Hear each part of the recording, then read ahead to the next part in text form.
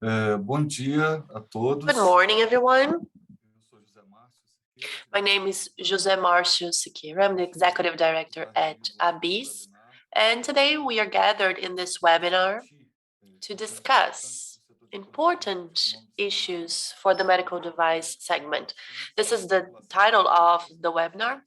We're going to talk about the medical devices, advances, and new perspectives. Just some housekeeping. This webinar is being broadcasted in English and Spanish as well. We do have simultaneous translation available. So if you look at the bottom part of your screen, there's an icon called interpretation, and you can click on it to select your preferred language.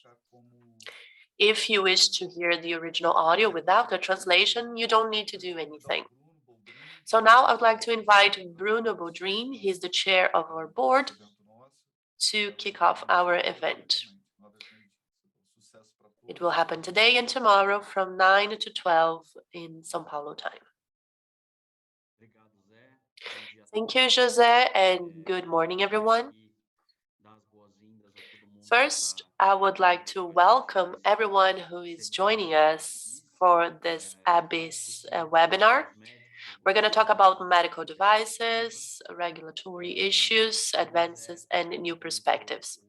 As mentioned previously by José Márcio, this webinar will take place today and tomorrow from 9 to 12 in São Paulo time, and it's an open event.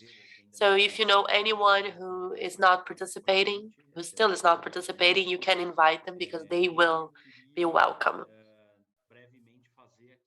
So now, very quickly, I would like to say a few words. I would like to thank a few people. This webinar has been organized by ABIS, which is the Brazilian Alliance of Innovative Health Industry, but with the institutional support of very important partners in the industry. First, I would like to thank Anvisa for supporting us in this webinar and also for participating in several roundtables that will take place today and tomorrow. I'd like to thank Anvisa, here represented by Dr. Cristiani, and all the Anvisa staff members that will be with us. So on behalf of Leandro, who is our manager responsible for working with Anvisa, I would like to thank everyone for your support and collaboration. I also would like to thank USAID, which is the American Agency for International Development. They also have been supporting us in the organization of this type of event and discussion. So thank you, USAID, and everyone who is here representing this institution. I also like to thank the Inter-American Coalition for Regulatory Convergence for the Medical Device Sector, which is an initiative from the industry and from the different industry associations in the Americas that was created last year. So we can have a very broad and qualified discussion on the regulatory aspects of medical devices. We can share good practices and discuss other topics. I also would like to thank the other speakers that have accepted our invitation, and to the whole ABIS staff, José Márcio, and the translators who are working, everybody who is responsible for making this webinar happen. The idea behind this webinar is to have a discussion on medical devices under the perspective of regulatory elements that Anvisa and the industry has been facing, especially now during the pandemic. So the idea is for us to talk about this issue with a broad perspective. We're going to cover good regulatory practices, which is one of the topics that ABIS, together with Anvisa and the coalition, together with USAID and many other stakeholders, have been working throughout the past few months so we can advance even more the good regulatory practices we have and all the regulatory mechanisms that we defend for the industry, so we can provide more access to these technologies and we can better develop the whole industry, not only in Brazil, but in the whole continent. Part of the work that ABIS has been conducting of supporting and fostering the topic of good regulatory practices was well developed in the past few months. And last week, working together with other institutions, among them CNI and AmCham, the American Chamber of Commerce, we have worked together to get the approval of the protocol to the Brazil-United States agreement to facilitate trade. And among the 3 chapters, we have a specific chapter on good regulatory practices. So ABIS has been working in this agreement since the moment of the signature that took place last year, and now that this agreement when it was being discussed in the Brazilian Congress, we worked together with policymakers to get a good agreement, and we got a good win last week with the approval from the Senate, and it has been published officially last Friday. So on record time, Brazil was able to approve a very important agreement for the whole of the Brazilian economy, which is important to highlight, but especially for the medical device industry, which will benefit when it comes to trade, good practices, and anti-corruption measures, ethics, which is also a very important area we defend. And in conclusion, ABIS has been working in the past 1.5 years, especially because of the current moment of the pandemic, and we have been establishing a dialogue with all public authorities in Brazil on the challenges and proposals that the medical device industry has to present. We published a book describing both the challenges and our proposals. This took place in the last week of August. This book is being delivered to all the leadership in our country, because their mission is to work to face the pandemic and to recover the country after this moment. And our dialogue is with the purpose of showing that the medical device industry should be considered as a strategic one for the Brazilian development agenda. So Brazil is in a better position to face not only adverse moments such as future pandemics, but also provide access to quality medical devices for the population and for the economic development of the country, since this is a very significant industry when it comes to the generation of qualified jobs and the development of the country as a whole. In conclusion, I would like to say that this is a very special event for us because it helps us celebrate our 10th year anniversary. So on November 7th, ABIS turned 10. In this period, we have made several significant contributions, not just to Anvisa, but to the Ministry of Health and to the National Congress, but to society as well, and the whole industry that works together with us, such as importers and distributors. I think the Alliance has been done a significant work in the past 10 years to generate content and to contribute with qualified opinions, fostering a rich discussion on how to help regulators to better work on the sector and allow the industry to grow as a whole. So I'm very happy. It is an honor to have been the chair of ABIS for the past 10 years.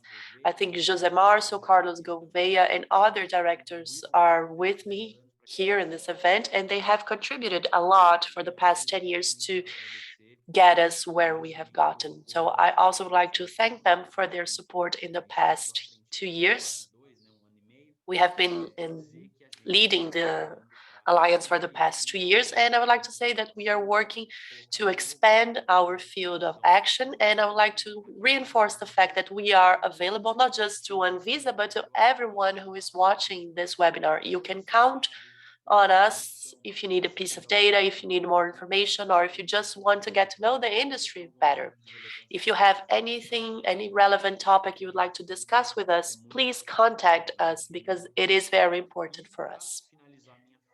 And to conclude my brief introduction. And to celebrate our 10th anniversary, I would like to ask the organizers to play a quick video that celebrates this moment. And I would like to use this opportunity to say goodbye for now, because we will have more roundtables in the future, and I will be with you today and tomorrow. And again, I'm available. Thank you and have a great event.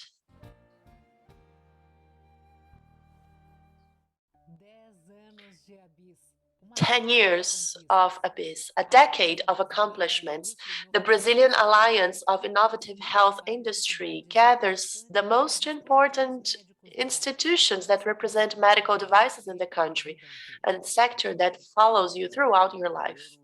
You use a medical device since the first breath you take until your last. Pretty much everything that is related to the health industry that is not a drug. We have around 70 products that are registered in the country. Our national market is around $1.5 billion every year. We generate 140,000 direct jobs and 255,000 indirect jobs.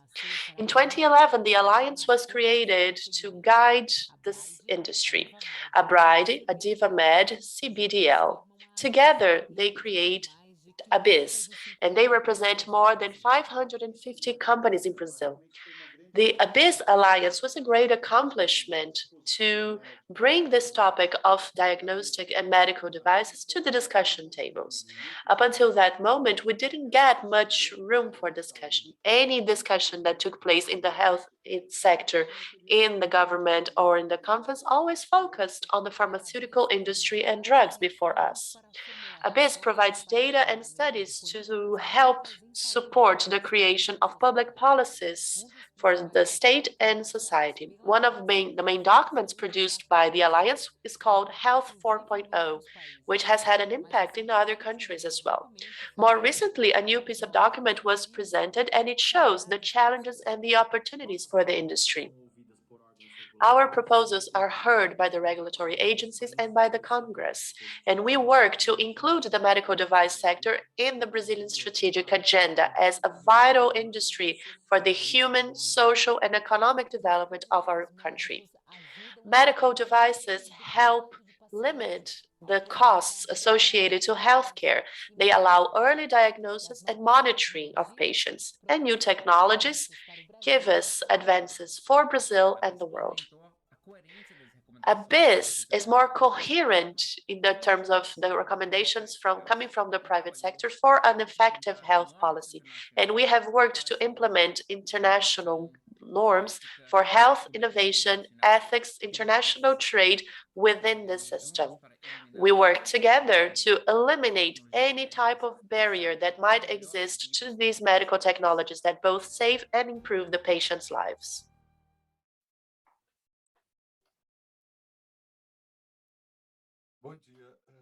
Good morning. So now, continuing with our agenda, I would like to invite Leticia Fonseca.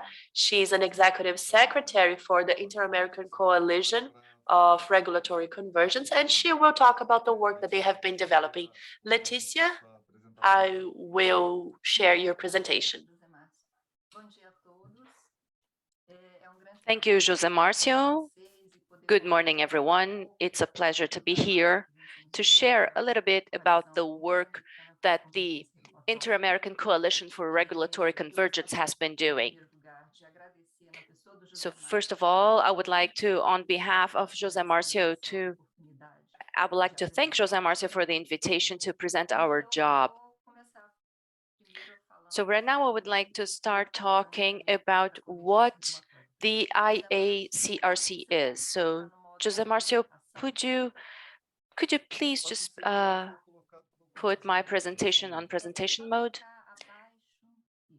Just click on the bottom of your screen. There you go. Thank you.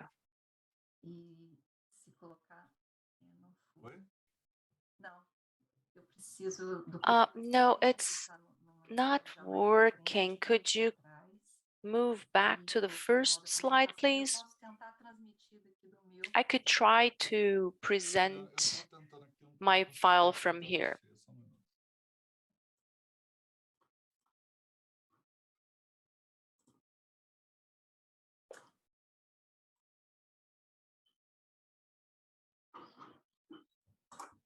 Deixa que eu vou tentar daqui, Zé. Não, já estou quase lá, já estou quase lá. I'm almost there. 1 second, please.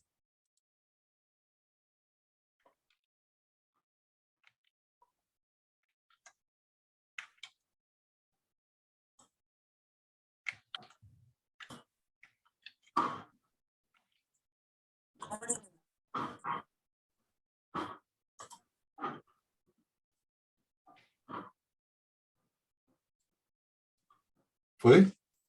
Sim, mas não está em tela cheia. Eu posso Ah, tentar então fazer do realmente meu. não consigo. Eu Tá. posso tentar do meu computador. It's still Desculpa. not in presentation mode, so I'm just going to try to present it from my laptop. Just 1 second, please. Thank you. Vocês estão vendo em tela cheia? Não. You don't see it? You see it in presentation mode? Just 1 second. Não tá em tela cheia. Bruno, socorre a gente. Antes de compartilhar a tela, deixa ele já em tela cheia, tá? Aí você vai tomar toda a sua tela. Aí você dá um So, Alt Tab, escolhe Please go to your screen and try to share it. You have to put the presentation on presentation mode Foi, vai dar certo. Ok. first. There you go. A Coalizão Interamericana para a Convergência Regulatória. So the Inter-American Coalition for Regulatory Convergence was born in March of 2020 to strengthen the regulatory convergence in the medical sector. We implemented these practices in the Western Hemisphere. So the main members are 17 associations and chambers located in 10 countries of the region. In Brazil, we have ABIMED, ABRIDE, CBDL, and ABIS. Beside these main members, we have the collaboration with ISO, IAC, and CLSC, which is a standards organization developer. So our vision is one standard, one test, accepted everywhere for any medical technology scope. In order to get to this vision, we believe that regulation standards and conformity assessment criteria have to be aligned with relevant international standards for medical technology. So our mission is really to lead the coordination so that we are able to achieve internationally aligned medical technology regulations, standards, and conformity assessment requirements to promote patient access to innovative, effective, life-saving, and life-improving medical technologies. We have a technical staff. So we have Sandra Lidia Gonzalez. She is based in Mexico. I am the Deputy Executive Secretary and Executive Secretary in Brazil. Renata Amaral works with good regulatory practices. And Andrew and Patricia Wu work with institutional, administrative, and strategic issues. Regarding governance, we have an executive committee. Aldimed and Aladiv are part of this regional alliance. We also have Brazil, and then Andy in Colombia, Amid in Mexico, and Cadiem in Argentina. There's also Advamed from the United States that works as a provider of this type of work. So what are good regulatory practices? In a moment, we'll have Cristiani, the director of Anvisa, responsible for good regulatory practices, and she will present the work that Anvisa has been conducting and its relevance not only for Brazil, but also for the whole region. So my focus today is going to show what the Inter-American Coalition has been doing to promote good regulatory practices and also work with international affairs. So good regulatory practices means quality and consistency of the national regulatory process. It's a process of coordination and internal review that has to be transparent and developed in a participatory manner, and that outcomes are risk-based and based on the best available data. We do not talk about more or less regulation, but it's about enabling better outcomes. The main components of GRP are transparency, participation of all stakeholders, qualitative data based on science, a focus based on risk, evaluation of the regulatory impact, analysis favoring competence, and the international impact, evaluation ex post, and also central coordination. When we talk about international trade, lately we've been focusing a lot of attention to the increase of the costs of goods and services regarding regulatory convergence. So the technical barriers to trade are technical regulations, norms, and procedures of conformity assessment that when they vary from country to country, they can increase the costs associated to trade and reduce the potential gains of commercial transactions between importers and exporters.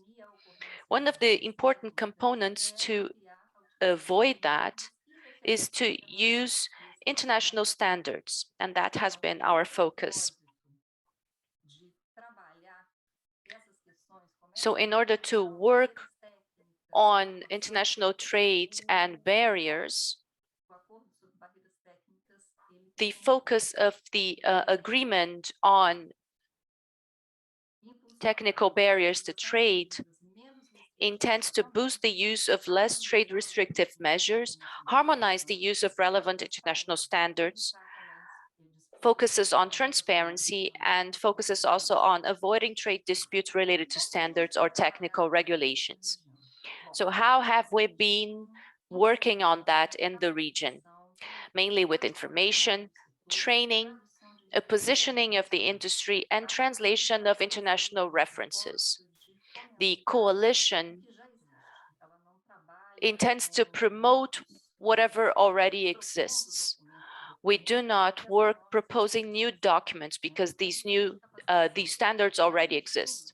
So in terms of training, back in June of last year, we conducted a series of webinars focusing on regulatory convergence, international references from the World Health Organization, IMDRF, and MDSAP, and also bringing in knowledge related to what is the World Trade Organization and the Agreement on Technical Barriers, and so on and so forth. In November 2020, we started working on a specific training in several countries. So the first event was in Mexico last year. And then we've had trainings in Mexico, Brazil, Colombia, Peru, and Chile. How do we conduct these webinars? So we bring Renata Amaral. She talks about good regulatory practices, but then we have authorities from each country participating and showing how is the application of their specific standards and regulations and how things are dealt with in each country. On Wednesday, the 24th, we will have the last event of our webinar series in Mexico in partnership with COFEPRIS. I invite you all to participate. The link is available on the website of the coalition, and I can put it on the chat box as well. We also work together with the FDA in the United States. So we promote different trainings for stakeholders. So we've had webinar with the IMDRF. We've had another event about Chile with the participation of Anvisa. Chile has a market that will start regulating the medical devices from next year. And it was very interesting to have Anvisa presenting their experience. We've also had different webinars together with the FDA, USAID, and the Inter-American Coalition, talking about audit models from ISO 13485 and MDSAP. This was very important. With over 450 participants, we've had 3 webinars, and all these events are recorded and available on the Inter-American Coalition website. We've also had the FDA participating in an event in Colombia, and from December 7th, we will have another webinar series about the use of international standards. And probably in January next year, we'll have another webinar talking about the USAID. We also work with countries that are part of the group, and they have to notify technical regulations that are being proposed. The tool called ePing is a form of registering and getting notifications of different areas that are of our interest. So you can see that also on our website. So you can see all the codes that are related to medical devices. So if you're interested in registering, it's a very simple process. This is the IACRC website. It has plenty of information, so I invite you all to check it out. You will definitely be surprised with the amount of information that we have available. Another thing that we work on is the specific positioning in the industry. So the main problems that are related to laws or regulations. So we work with local associations and publish a statement from the coalition. So in Chile, we talked about the law that regulates pharmaceutical products, and also in Ecuador, a regulation about traceability. All of those positionings are public and are available on our website. One other thing that we've been doing is working on the translation of international references. We know that PAHO has been conducting an important translation work to make documents available for different countries. We have also made a non-official translation into Portuguese and Spanish on good regulatory practices and good reliance practices documents.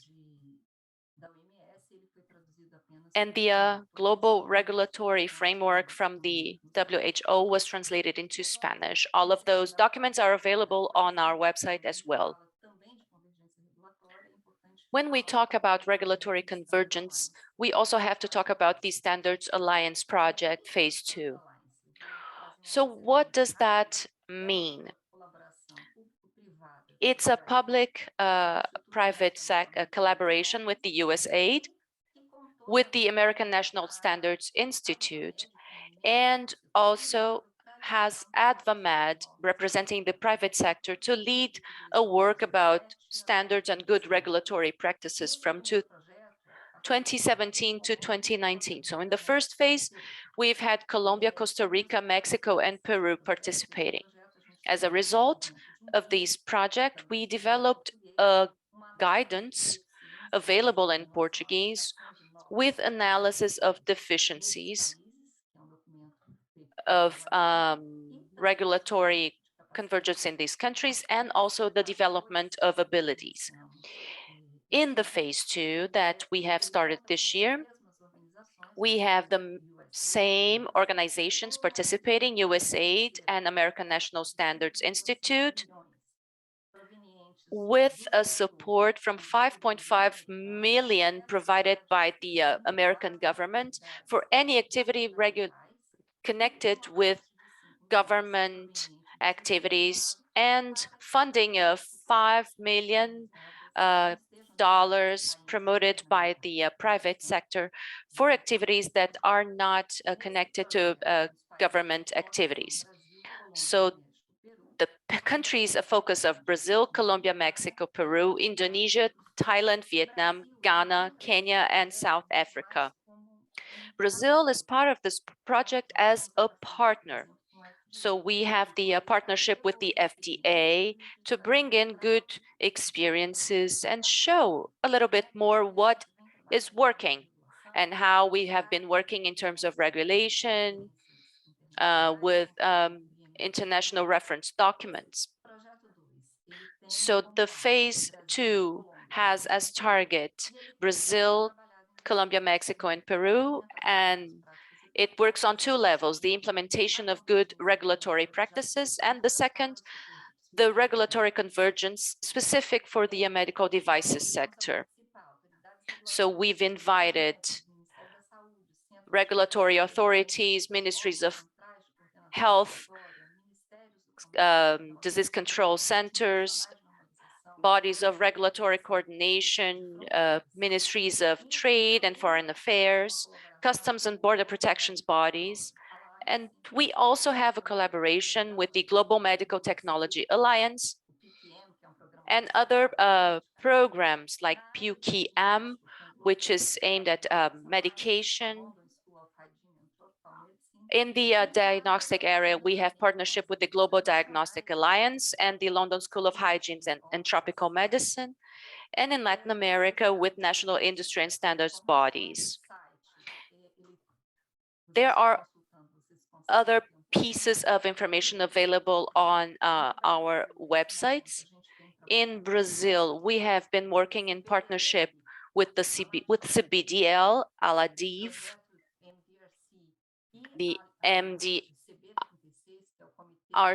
project, and the CB36, a committee specific for diagnostics and laboratorial products. And with that, I would like to close my presentation, and I am available if you have any questions. Thank you so very much. Thank you, Leticia. It's very interesting, the work that you have been conducting. Thank you so much and congratulations. So now I would like to invite Cristiane Jordan to talk a little bit about Anvisa's new regulatory process that has been conducting by her board. Cristiane, the floor is yours. Good morning, everyone. Good morning to everyone in this event and everyone who is watching us. On behalf of Anvisa, I would like to reinforce my gratitude. It's a privilege to participate in this event that is celebrating the 10th anniversary of this important institution who works in partnership with Anvisa to provide access to innovative, safe, and effective medical devices. As you all know, the National Agency for Health Surveillance has been consolidating itself as the national and international references when it comes to improving the quality of our regulatory framework. We have been pioneers in implementing several strategies that focus on good regulatory practices, and today we are in a highlighted position to lead this important agenda that, without a doubt, generates several benefits to society through the improvement of rules and regulations that ensure the safety, the efficacy, the quality of the products and the services that need to be regulated. Of course, that the results that we have achieved so far are the consequence of the hard work and dedication that Anvisa has with a good quality, balanced regulation. And of course, it is proportional to the challenges that society faces. But more than that, it represents a preeminent need if we consider another area of work and the complexity of the regulatory work. To illustrate that, I would like to reinforce a piece of data that I often talk about. A study conducted by the National Institute of Geography and Statistics in 2014 have demonstrated that economic activities regulated by Anvisa represent 22.7% of the Brazilian economy at that time. And we are in 2021 today, let's remember. I also like to remind you that the current context we have to face with the coronavirus pandemic have made it clear to the whole of society how important our agency is to face the largest health crisis ever faced by our population. So it has become clear that our regulatory work needs to be led in an organized and responsible way in order to ensure the goals of health regulation. So they are met in a satisfactory level and generate the minimum impact to the regulated companies and to society as a whole, avoiding any damage to innovation, to trade, to competition, to the investments made, and to the economic efficiency. So for many years, the agency has been working to promote that balance through strategies and tools that improve the quality of the regulation that it provides.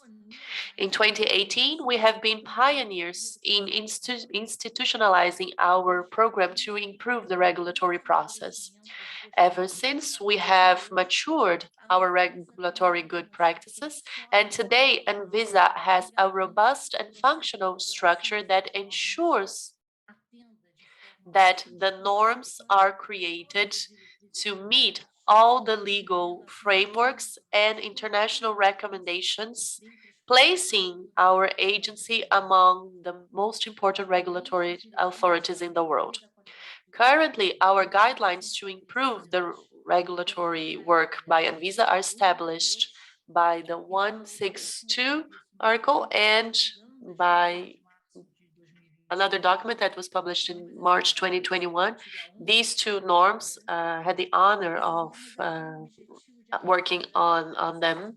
And the goal here is to improve our internal processes and revision of the norms, promoting alignment between our regulatory model, the determinations coming from the federal government, especially when it comes to the analysis of the regulatory impact.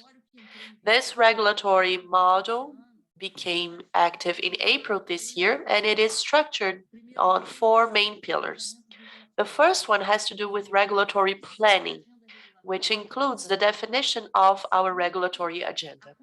The second pillar is the construction of a regulatory intervention. Because after the analysis of regulatory impact, we create a proposed norm. The third pillar is the assessment of the regulatory result. And the idea here is to monitor and verify the efficacy, the effectiveness, and the impact that these norms will have. And the fourth pillar has to do with the management of our regulatory process, a follow-up process to organize, review, and consolidate all the norms that we publish. These working processes are adopted systematically by our agency, and they are part of what we call a regulatory cycle.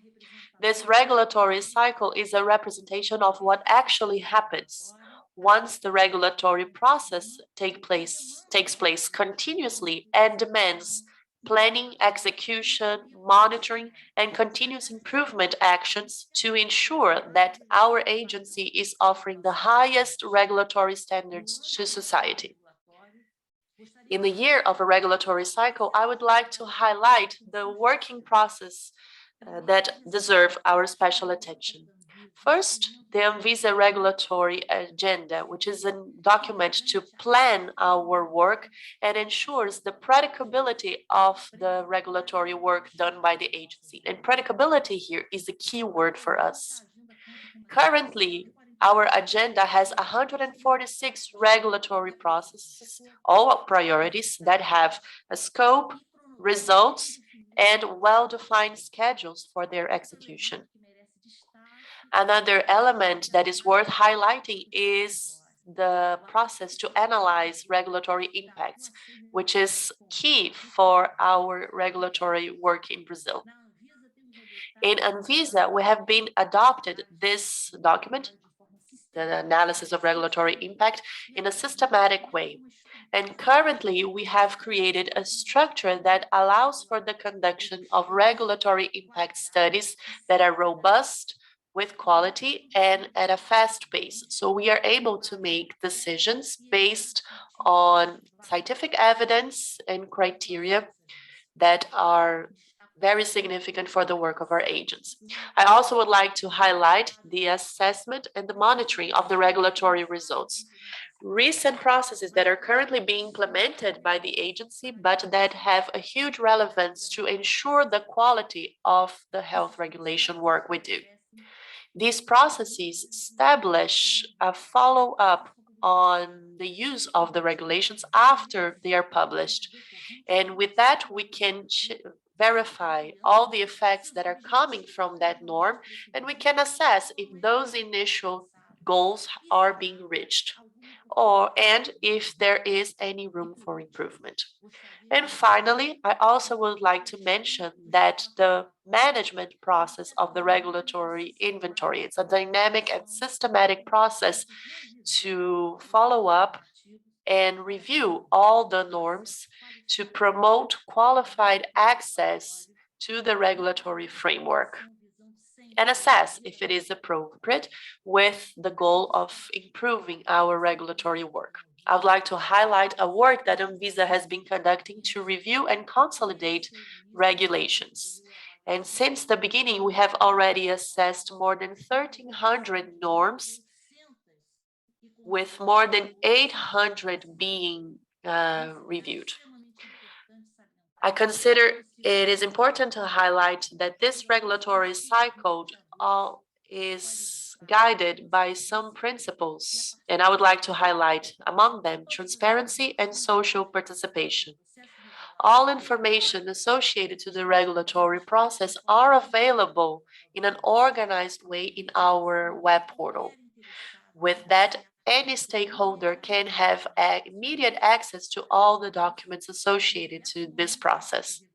Besides that, at several moments in the regulatory cycle, we promote the active participation of society, taking into account these contributions because they allow us to improve the proposals that we are currently building. To conclude, I would like to highlight that despite the clear advancements we have made in constructing our regulatory norms, we still face many challenges. In my assessment, the main challenge has to do with balancing the strength between different actions. We need to be more effective in the interventions that we make as an agency in order to mitigate the possible negative effects. And I understand that this is only possible when we work in close partnership with all the stakeholders related to health and regulation, always based on ethics, transparency, and with a collaborative effort, because we are all working for the well-being and for the health of our society. I wish you all a great seminar. Thank you very much. Nós que temos muito a agradecer, doutora Cristiane. Actually, we should be thanking you, Dr. Cristiane Jordan. The work that Anvisa has been doing is truly unique, and it serves as an example for other countries, especially those who are closer to us geographically. So thank you, Dr. Cristiane Jordan. And now, moving forward with our agenda, we will get to our first roundtable, and we'll talk about the implementation of good regulatory practices as they apply to the regulatory process of medical devices. Dr. Rodrigo, which is member of the National Regulation Agency.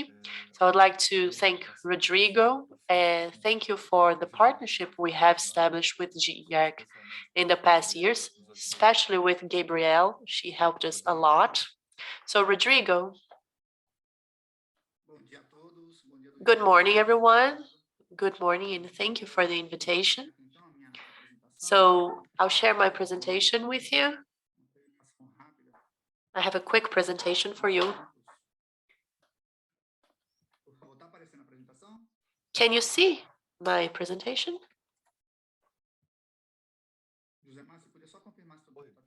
José Marcio, can you see my presentation? Yes, we see it, but it's not on presentation mode. Let me see if I can share it.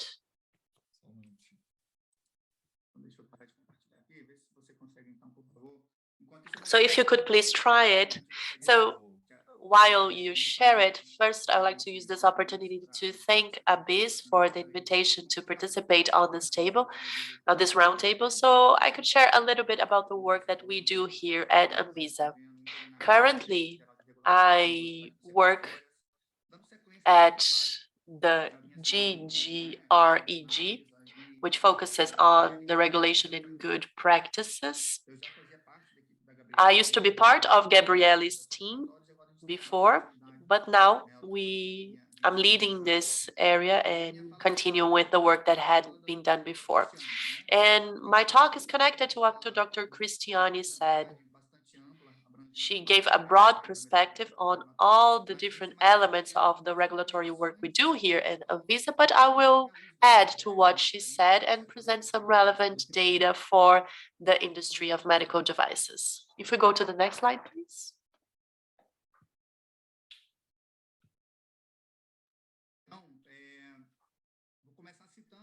So I'll just reinforce what she said. Our regulatory model is structured as a cycle. And it's not by accident that this model has been chosen. We need steps in a continuous and systematic process that retrofeeds itself. So we start the cycle through the regulatory planning process. So we do a work that was built together with the industry and society to identify the priority topics that need to be regulated by the agency. And this is part of our regulatory agenda. I'll give you more details about it later on. After this planning step, we start with the execution of all the topics that had been previously planned in the second step, which is the construction of the intervention that will happen. And I call this the core of improving the regulatory work. We conduct a study to assess the regulatory impact, which we use to base our decision-making process. And this is also the moment when we have the participation from society, which is essential for the quality of these regulations. They take place with a public audience that you all know. After the second step, we do two other steps that are exposed. First is the monitoring and the evaluation of the regulatory result, as mentioned by Dr. Christina. This is the moment when we assess that if the goals associated to that regulation are being met or if there is a need or an opportunity for improvement. And the fourth step, which is the management of the regulatory inventory, which is basically a process to manage and review all the regulatory framework we have within the agency. And we, as a result from these two final steps, we retrofeed the system and assess the need for new regulations or for the review of the regulations we currently have. So we retrofeed the cycle and start the planning process again. That's why we call it a cycle, because it happens continuously.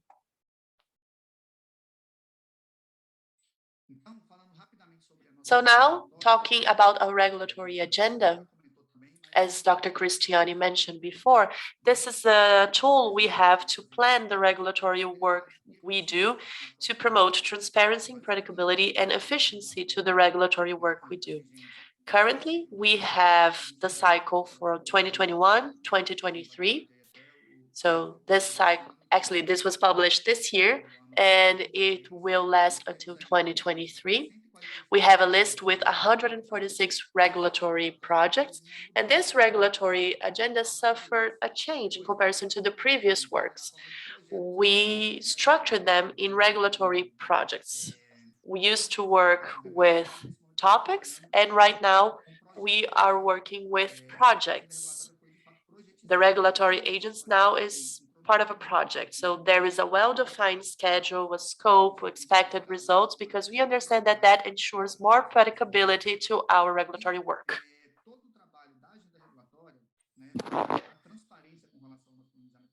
The whole work that we do is expressed in this panel of monitoring of the regulatory projects.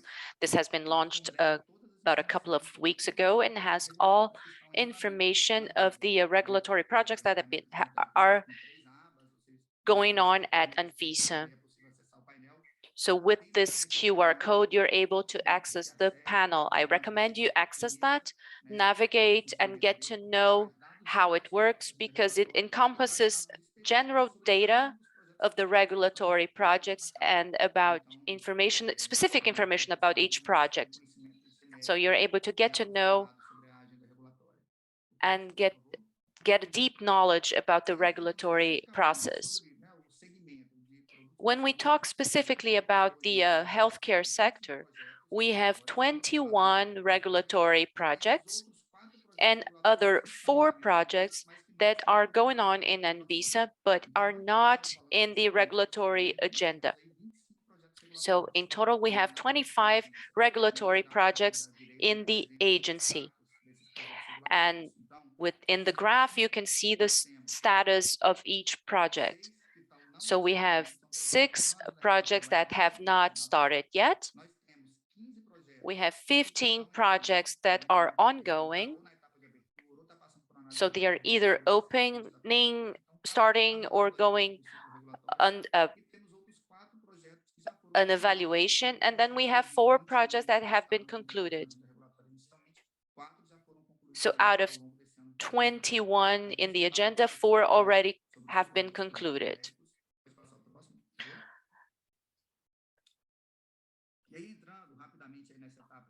Moving on to the construction of the regulatory intervention.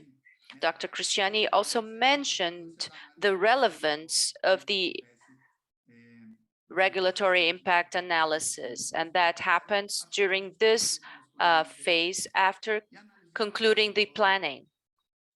The analysis of regulatory impact is the tool that is essential to guarantee a decision-making based on evidence. This analysis can be structured in 3 stages. The first one is identifying and analyzing the regulatory problem.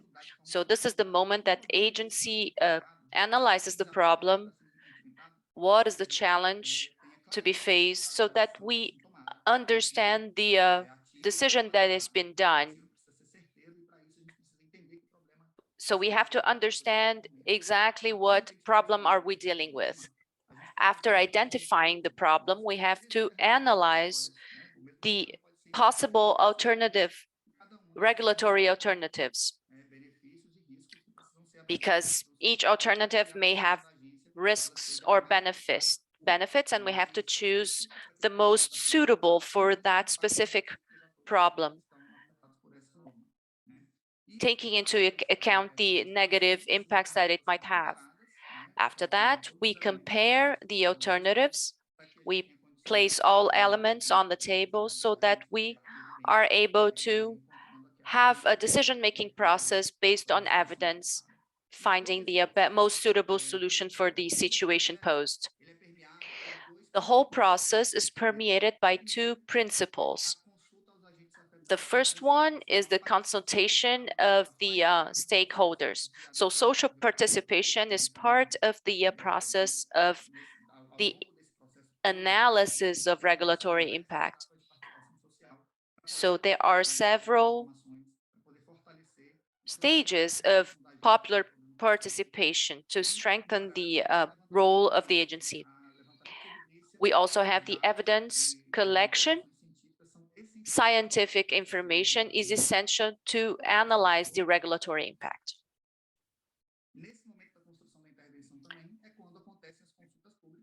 This is when the public surveys also happen. So this is the social participation. So after the impact analysis, we submit the proposal to the society. Regarding the specific healthcare sector, in 2021, we conducted 5 public surveys. So out of 60 public consultations, we've had 5 specific for the healthcare sector. E aí, voltando pouquinho para o planejamento, eu queria compartilhar com vocês. Moving on to the planning. This is the information that is shared on that other panel. So this is the perspective of the agency for the healthcare sector in the next cycle. 2022. Então, com In relação 2021 and 2022. So regarding the regulatory impact analysis, we have one analysis predicted to close in the fourth quarter, one for the first quarter of 2022, and 2 for 2022 and 2023. Regarding public surveys, we have the prediction of 1 happening in the fourth quarter of 2021, 2 in the first quarter of 22, and 1 throughout 2022 and 2023. Regarding the approval by the board, we have a prediction of 9 approvals in the first quarter of 2022, around March, and 4 approvals throughout 2022 and 23. So this is the idea of planning that we have in our regulatory agenda.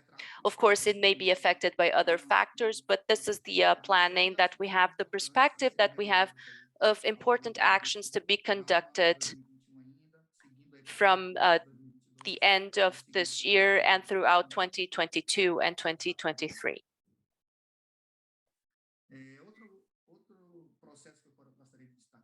Another important process that I would like to highlight is the one regarding the review and consolidation of standards.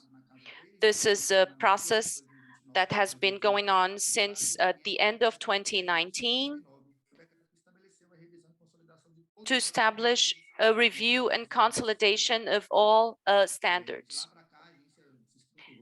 So from then, we defined a structure of governance to review the standards. We know that Anvisa is the agency that works with the greatest number of standards. So we started with 1,200 standards evaluated. So we have doubled the amount of standards to analyze than the second agency. And we also have a large scope of work. So we regulate from medical products and cosmetics and different other services.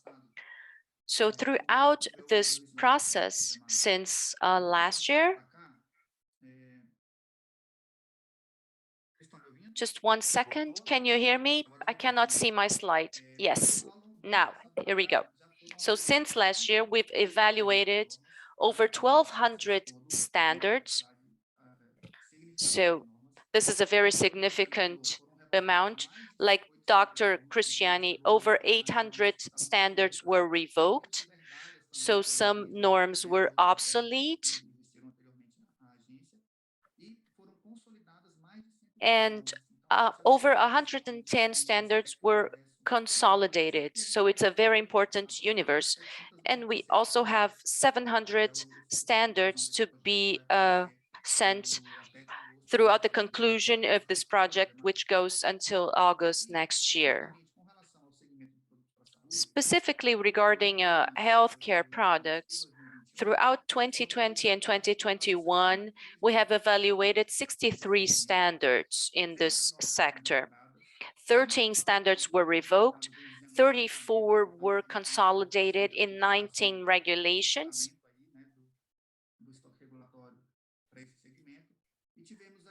and we've had 5 other standards that were adjusted. So they had improvement in their text. And we also have the perspective of another 59 standards to be evaluated until August 2022. So we also have this important perspective for the medical devices sector.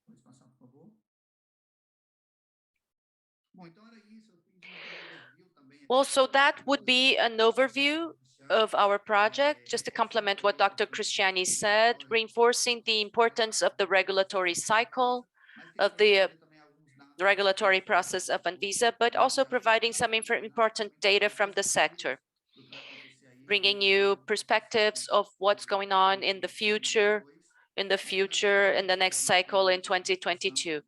I would also like to thank you all for the invitation and for having me. Thank you. Thank you, Rodrigo. It was a very interesting presentation. Thank you. I can see that we already have some questions in the Q&A box, but we will answer them after Deborah Ferreira's presentation. So Deborah is a regulatory affairs manager at Boston Scientific. She's a very dear partner, business partner that we have. So Deborah, thank you so much for being here, and the floor is yours. Thank you, José Marcio. So my name is Deborah Ferreira. I am a regulatory affairs manager at Boston Scientific, and it's a pleasure to be here. I congratulate our other speakers and the participants, and I would like to share a little bit about how the industry views this new regulatory model of Anvisa. So first of all, I would like to highlight the context of medical devices and healthcare technologies in general is a challenge for regulatory agencies. It's a constant innovation process, from stents to MRIs and filters and softwares, and the regulation has to move together with the innovation. So regulation has to create the best conditions to flourish and to nourish innovation. Within that context, it's really a challenge to identify the correct strategy to promote healthcare for the population and how to regulate, and also find different strategies for different medical devices.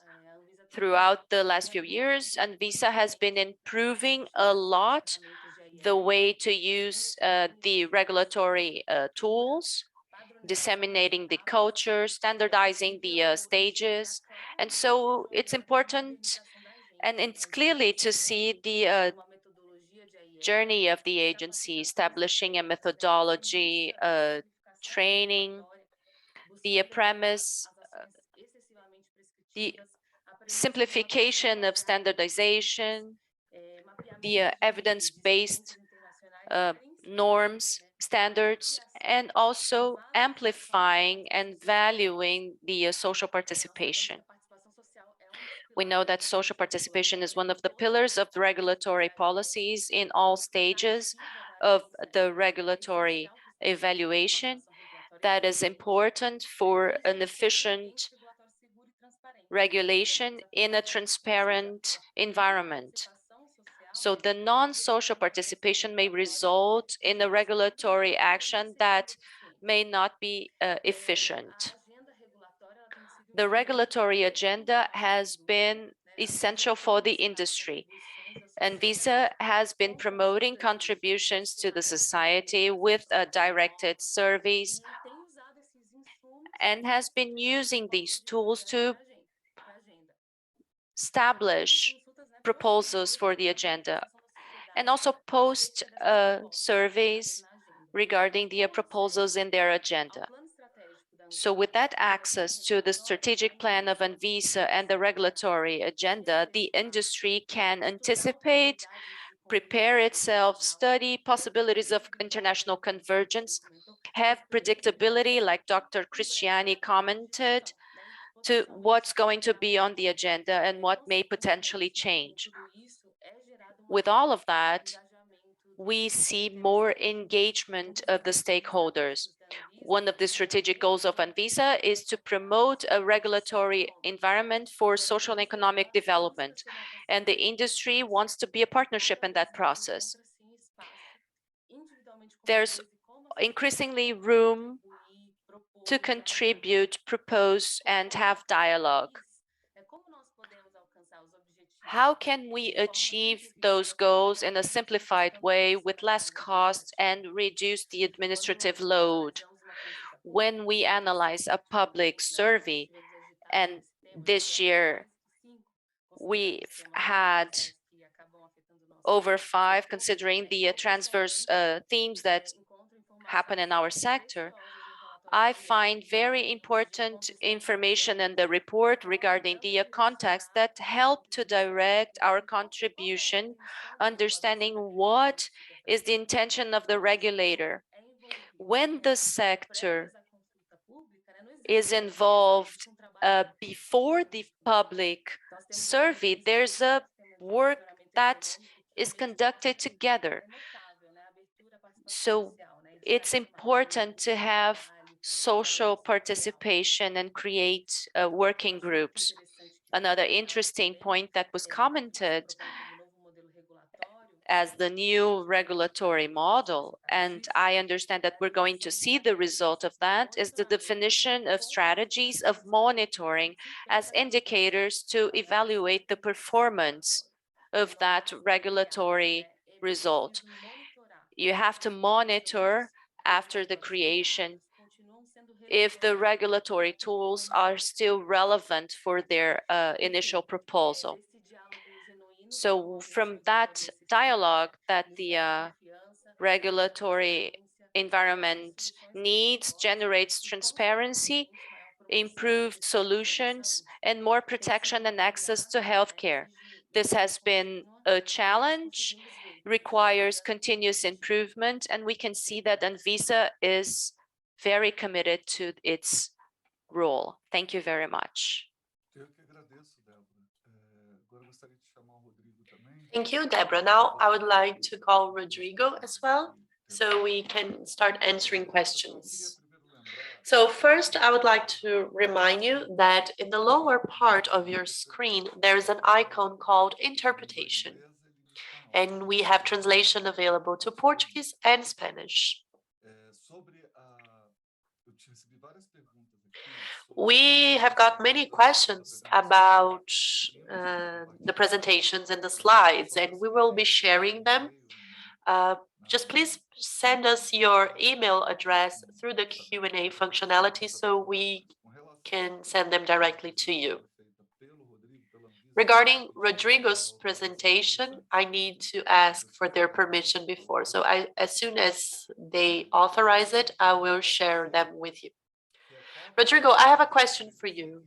When are you going to review the standard that regulates the use of medical devices, especially with non-sterile orthopedic implants that cannot be traded once the packaging is opened and reprocessed? It's a question by Dr. Sergio Madeira. He's the technical director from Abrati. José Marcio, thank you. First, I would like to thank and congratulate Deborah on her presentation. It has been excellent, and it shows how knowledgeable she is on the work we do here at Anvisa. And she complemented my talk. She brought a different perspective on strategies and tools that we use, and this is the idea. We can expand the participation of society as a whole, because without the participation of all stakeholders, it is impossible to have quote quality regulation. So thank you and congratulations on your presentation. About the question now, once again, I would like to talk about our panel for the regulatory agency. because in the panel, you can have access to all those answers. There are a number of filters you can use, and any user can access all information on actions that have been executed or actions that are planned for each regulatory project. Talking about this specific project, we have concluded the public survey, and we expect to conclude the assessment from the public survey. And then, because after the public survey, we analyze that data and create a new proposal. And the idea is that this work will be concluded in the first quarter of 2022. So right now, what we have planned is this next step of building the next minute. So probably this project will be concluded throughout 2022. So in the beginning of the year, there's another planning step. So the idea is that up until February, we will have the full plan for the year disclosed. That's the plan we have so far. So we're going to conclude the next minute in the first quarter of 2022. Okay, Rodrigo, thank you for your answer. Once again, I would like to thank both of you for your time. I know that especially now in the end of the year, everyone is more busy. We know Anvisa is short-staffed. You are currently reviewing all the standards because of the decree, and without a doubt that has an impact on their work routine. So obviously, besides all the knowledge that you were shared with everyone, the most important message here was the donation of your time for this event. So thank you very much. No, Deborah, I just wanted to say thank you. Thank you, José Márcio. All the best. I see that we are right on schedule, but I just need to check if the moderator and the other panelists are here with us. So let me just check if they're here. Yes, I think that's it. I'm sorry, my mistake. The moderator is Stephen Baez, and Humberto Tiburcio will talk about CB 26, and Humberto will talk about CB 36. So please just introduce yourselves so we can start our next roundtable. Can you hear me, José Márcio? Perfect. Let me just check if Joffre is with us and if Tiburcio has joined us as well. I think they are around, but maybe in the meantime, I can start the discussions of the second roundtable. Good morning, everyone. My name is Stephen Baez. I'm currently the Vice President from IACRC. It's a pleasure to be here with all of you, celebrating the 10th anniversary of ABIS. I'm one of the directors at this institution, and it's a pleasure to work together promoting this interaction between Brazil and the United States in this industry.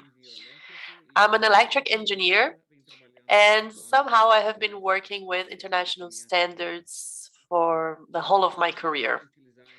It is a pleasure to use this background in the work that I do to establish a regulatory convergency and in the promotion of good regulatory practices.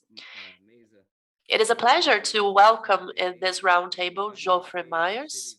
He's the superintendent of ABNT, or the technical community for dentistry and medical hospital devices, and also Humberto Tiburcio from the Brazilian Society of Clinical Analysis, and the superintendent of CB 36 on clinical analysis and in vitro diagnosis. So I'm going to ask each of them, each panelist, to talk about the role of each association in the management of the technical committees from ABNT, considering all the framework we have for regulating our sector in Brazil. I always have questions for my colleagues who work in this field, but first let's I will assess if we have questions from the audience, and then we open for the discussion again. So without any further ado, I would like to ask Geoffrey Moraes to start the discussion, and we will hear from Tiburcio after that. So Geoffrey, the floor is yours. Well, thank you very much, Steve. Thank you, José Márcio, for the invitation. It is always a pleasure to participate in events like this. I would like to congratulate Anvisa for this decade of good work. As usual, they have been great partners in our community and in other institutions. I think in moments like this, we need to highlight the importance of using these standards and the importance of the regulation work as a whole. Especially because medical devices are extremely regulated. They are products with uses and instructions that are very specific in the sector. So it is important to promote this type of event. How should we go about this, José Márcio? Should I share my presentation or can you do that for me? Well, Geoffrey, if you want to share your screen, I think it's better because you are more familiar with the presentation. But in case you have any technical issue, I can do it for you.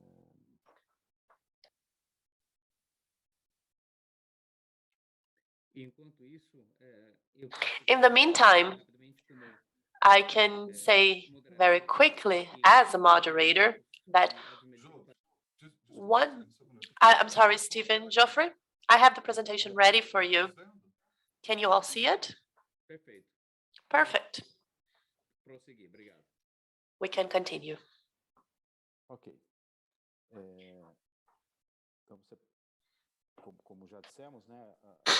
As said before, the topic that will be covered today are the normal standards that are specific to medical devices. I always like to show this picture because this is a very appropriate moment to talk about health and to talk about how much it impacts our lives. I don't think that ever before we have had so many discussions in the media and among friends and among different professional environments that are so relevant, like the ones we have had now because of the pandemic. Now, everybody knows that if you don't have enough gloves, that's not good. If you don't have enough syringes, that's not good. Everybody knows what's the difference between a ventilator and a breather. So our productive capacity, what's the impact of not having enough production capacity. And I was able to detect that through my friends that became relevant. In the past, that wasn't a subject that came up. And today, people talk about these topics over coffee. It's important to have this product or that other product inside a hospital, and what is the purpose of having those products. So this is an image that is really pleasant for us because we can see how much medicine and the products have evolved so we can reach the position we are in today. Next slide, please. Can I change the slides by myself? Maybe not.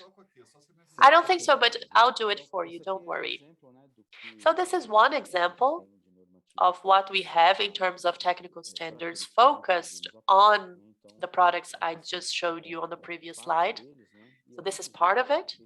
And we can see that I also like to show this table to demonstrate what is the level of skills we need in this sector. Because we are talking about basic safety and essential performance. We're talking about electromagnetic compatibility because we couldn't have any sort of interference happening in this environment, and that include alarms, usability engineering, or how applicable that is or how difficult it is to have one or a different function on a specific piece of equipment. A management system that's also essential because that is a production environment.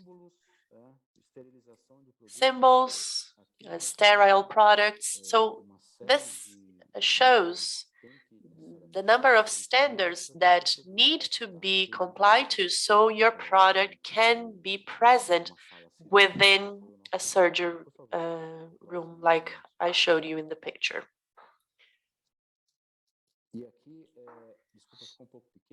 I apologize because the table is a little bit too small, but this is just to give you an idea on more examples. And a standard focused on each specific product. So we have standards associated to the management environment or the usability environment. So several standards that we consider to be more conceptual, that form a foundation, but we also have very specific standards. So standards for endoscopes and for infusion pumps and other pieces of equipment like an ultrasound, ventilators, gloves. Without a doubt, if we were to list all the standards that are applicable to that image I showed you, I think we could find 3 or 4 tables like this to include all the products that are available there. And we are talking exclusively about the devices here. We know that there are standards for the construction of the walls, for the materials that can be used. The ceiling is painted with a special paint. The flooring also has a standard associated to it, not to mention the electrical infrastructure, the air conditioning infrastructure. So if we were to expand our analysis, we would get to exactly what I want to share with you in the coming slides. So again, we are talking about more than 70 standards. Without a doubt, we can say that we have more than 70 standards associated to specific products here within this environment illustrated here. And we get to CB26. ABNT, or the Brazilian Association of Technical Standards, we work with different industries that are connected, well, not the industry, but connected, but the production industries that manufacture and sell products and services in Brazil.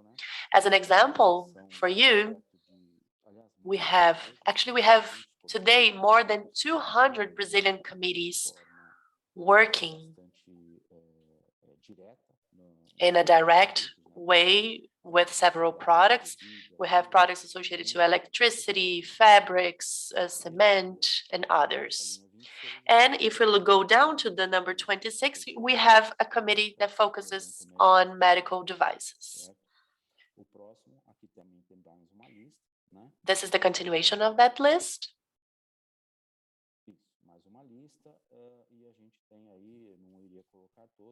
I wasn't going to mention all of them, but this is just a list. If you're curious or if you work on another line of business, without a doubt, you can find the right committee for you here.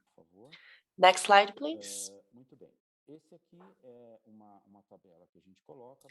This is a table that we have to demonstrate of what we do inside CB26. We have 22 active commissions covering several topics for biological assessment, orthopedic instruments, equipment as a whole, mechanic contraceptives.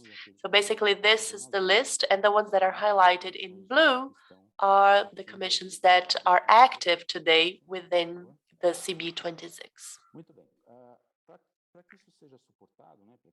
To support this work and to establish a structure for the work we do, and that's one of the reasons why CB can be highlighted, considering the other technical committees. Next slide, please. Since this is the history behind CB26, ABIMO is the institution that supports our committee. Within every committee, there is one entity that provides support for us, both on the technical side or staff or resources.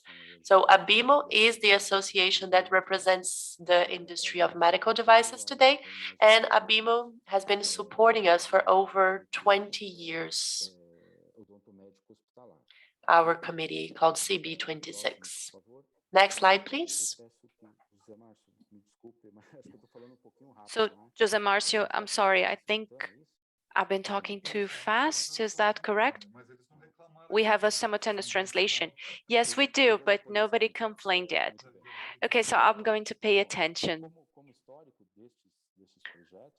So the background of these projects is that these are two-year projects.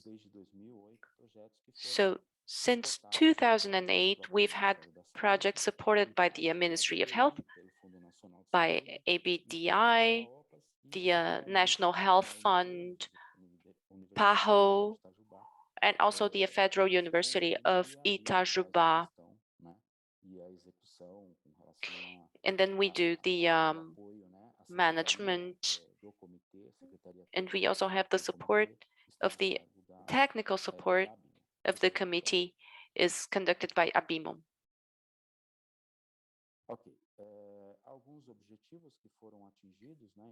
These are some of the goals that were reached since in 2017 and 2018. So we've had 142 standards published.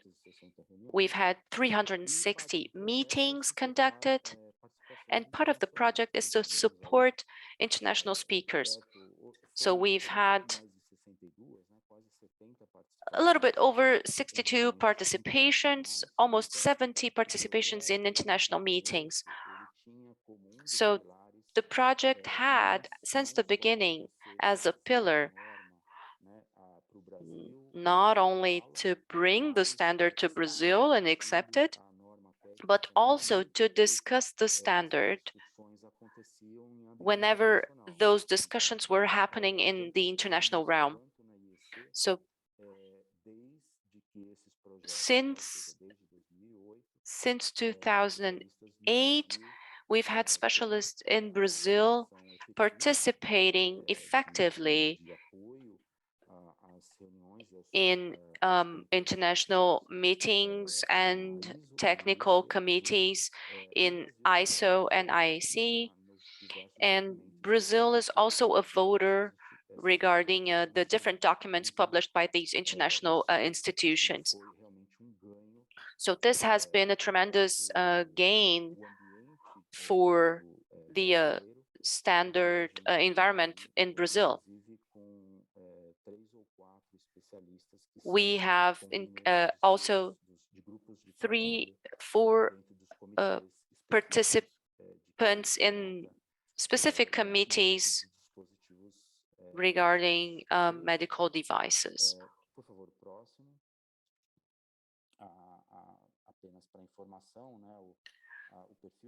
Just as information for you, the profile of the coordinators participating in the meetings. So we have coordinators of these 22 commissions. 13 have a PhD, 3 are masters. We have 4 consultants and 2 producers, and they have bonds with universities, manufacturers, and 4 connected to the InMetro. We also have 1 connected to Anatel, who is a coordinator of one of the commissions of the electromedical equipment. Here's the profile of the specialists. So 40% of the participations are connected or are represented by universities, 30% by manufacturers, 20% are consumers or users, so hospitals and so on. And then we have accredited laboratories and accredited bodies. We have a very effective participation of Anvisa experts. They have contributed with their comments regarding standards, both nationally and internationally, including the participation of Anvisa experts in different international meetings. So what is the impact on the Brazilian system of conformity assessment? The use of standards are described in regulations at Anvisa. Then there is the mandatory use of those standards. The in-metro uses those standards in their certification method because of the obligation mandated by Anvisa. We have 39 accredited laboratories by in-metro and 18 bodies accredited by in-metro for the certification of medical devices, depending on each scope of the laboratory or body. And then the accreditation is directed. So as an example, this is the number of participants in meetings. It's a very representative number. This is data as of April of 2021. I can guarantee that we are close to 2,600 participants this year. So it's a very significant participation in meetings of the 22 study commissions. Regarding this current project, we have the elaboration and publication of 160 standards. We've almost reached, completed this goal, and the conduction of events to incentivize the participation of experts who are specific for different sectors regarding the committee. So because of the pandemic, these events have not been conducted yet. We intend to postpone the deadline of conclusion of this project because of the events that we still want to conduct from the beginning of next year. So how can I participate, be a part of those study commissions? Do I have to be an expert? What can I do? So we have the freedom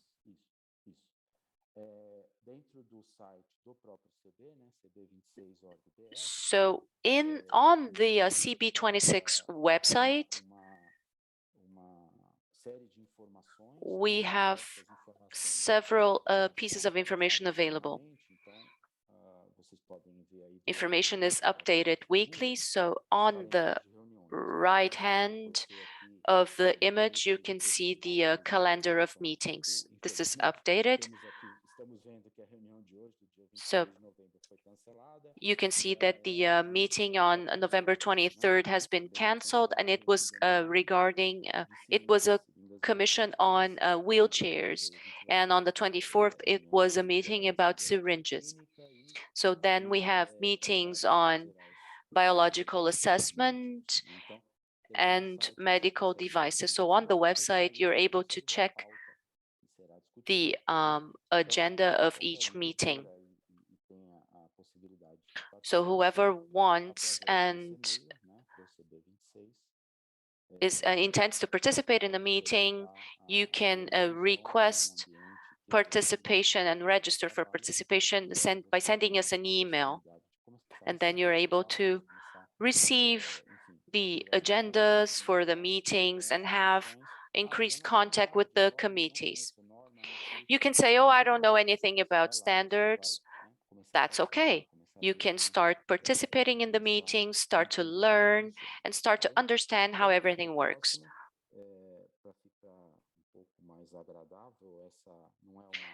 Okay, so This is not a very easy theme to discuss. So this is an image that warms a little bit our hearts, and we get a little happier. So this is my contact information. I am available for any questions, and I would like to thank Stephen for having me, and Jose Marcio Abis as well. I'm available for any questions. Thank you.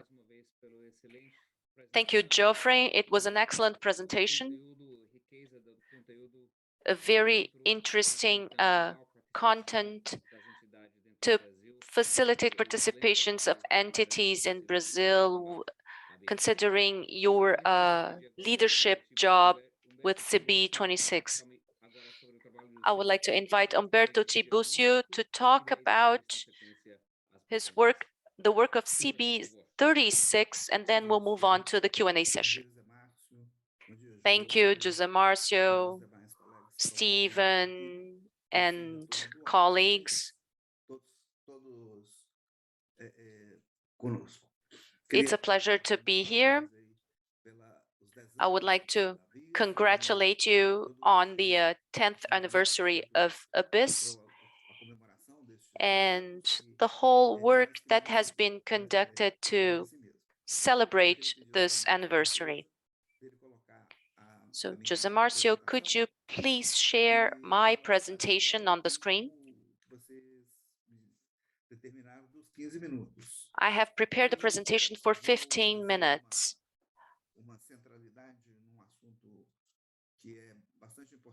I would like to focus on a very important issue, which is the international standardization.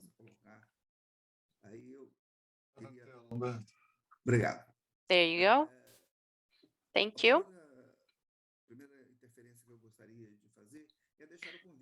So I would like first to invite you to participate. I would like to remind you that participating in the Brazilian committees does not require a membership. I'm not a member of a study committee, for example. So those who have the interest are, have the possibility to be a member of ABNT. But why am I commenting on that you don't have to be a member? Because this factor may pose some limitations of participation. People may think that they have to be a member to participate, and it's the opposite. This year, we've worked on two important issues, which is the improvement of urine testing, and we are also working on that improvement for parasites testing. And the fact that we're providing that information, that people do not have to be a member, increase the number of participation. So that is my invitation to you. The Brazilian Committee of Clinical Analysis and In Vitro Diagnostic is not comprised within laboratories, so it deals with IVD products as well. So this is our website. And I would also like to remind you about the change of the mode of interaction with people. So we have image banks maintained by our partners, and we have a study committee that deals with this type of information.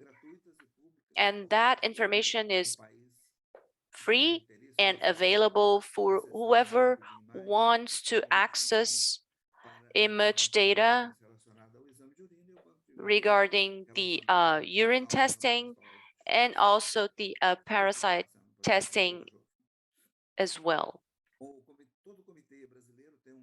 So every Brazilian committee has an institution that performs the maintenance regarding the clinical analysis. The maintenance committee The maintenance is conducted by the Brazilian Society of Clinical Analysis.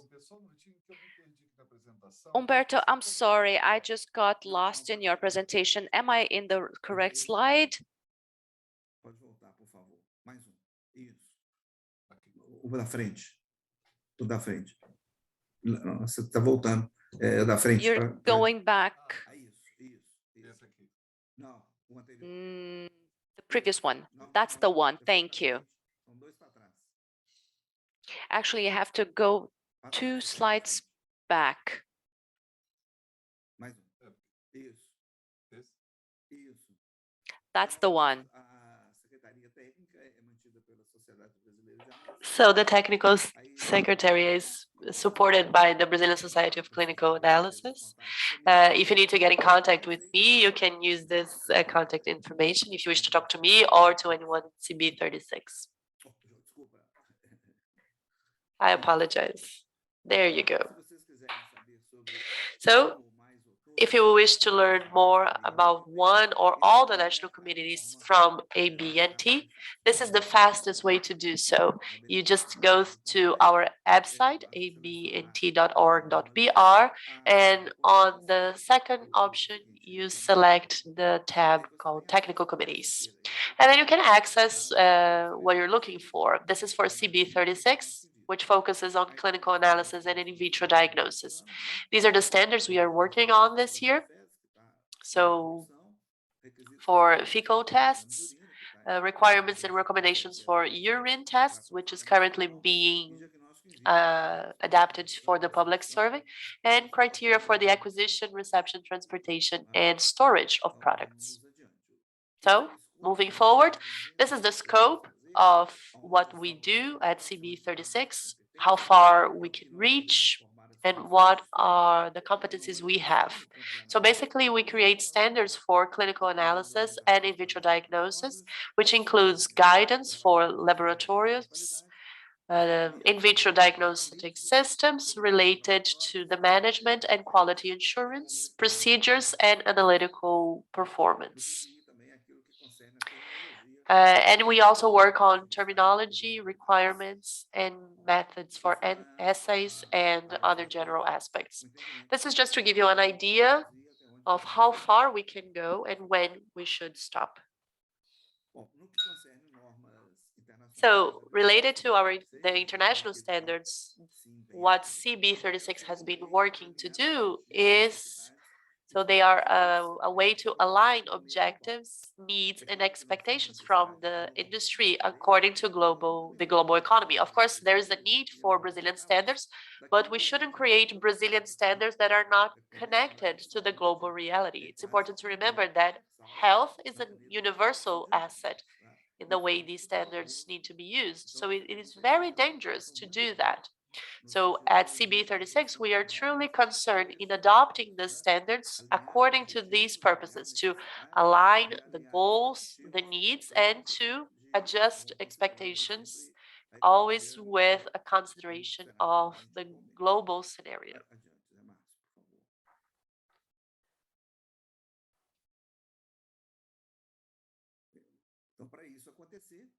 So to make that happen, the entity that is responsible for the technical standards called ISO, there is a subcommittee, which is called TC 212 or Technical Committee 212, which is in charge of clinical laboratory testing and in vitro diagnostic test systems. And this is very similar to the scope we have at CB36. We focus exactly on the topics I previously mentioned. This next one, please. Today, TC 212 is present in many countries in all 5 continents. We have 45 published standards and 15 that are currently being developed. So this gives you an idea of the reach that this work has and the coverage of the standards we have. I talked about the global economy before, and now I will give you more details on that, so you can get more familiar with our scenario. And this is the first issue associated to a globalized world. The creation of this task force to translate the standards to Spanish. The first one was the creation of an international standard determining the quality practices regarding SARS-CoV-2. So these are the 5 committees. The technical secretariat is comprised by ANSI. So inside TC 212, we have these functioning working groups with each one with a specific standard. TC 212 and CB 36 work closely together when it comes to the organization that they have and the way that they function. These are publications that are also available on ISO, and they translate how TC 212 relates to several sectors of the economy. It is worth taking a look at them. I also would like to highlight that they are totally available for free. There's no need to pay to have access to them, but they are very important and they are organized chronologically from the most recent one to the least one. We have 3 here and 2 more on the next slide.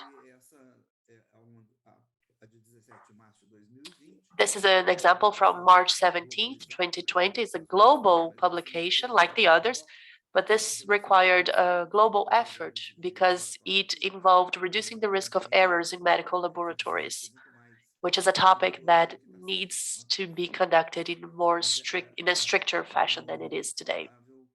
But it is very healthy and beneficial for you to be aware that these publications are available, because now you have the opportunity to understand several aspects behind the work done by TC 212, which is basically the same work that we do. So that's what I had to say about our view on a global economy. We want to an alignment considering the 17 Sustainable Development Goals. We are starting to do this work on alignment. TC 212 is a little bit more advanced in this work, as you will be able to notice. Well, next slide, please. So this is a proposal coming from ISO. So all technical committees and all standards are aligned to the 17 Sustainable Development Goals. Of course, each within their own scope or with their own mandatory aspects, but it is present throughout the countries that are signatory to ISO. And of course, some are more advanced in the process than others, but there's no turning back. These standards need to be aligned to the situation of the global economy. I'm a little bit concerned about how much time I have. But basically here you see the list of the 17 SDGs that were published by the UN, and that the WHO, ISO, and other international entities are committed to following, not only regulatory activities, but in other activities as well. For TC 212, I can share some information on how these standards are approached after the adoption of the 17 SDGs and how TC 212 will take care of this matter, and as a consequence, CB 36 as well. This is the regulatory impact coming from the SDGs, and of course there is a strong highlight to the standardization with a great focus on industry. Other sectors such as the health sector are not so affected, education is even less, and some others, like if you look at the goal 17, there's only one standard that is directly applicable to this goal. But this is of course relevant to the moment we are currently living. Maybe we can skip this one.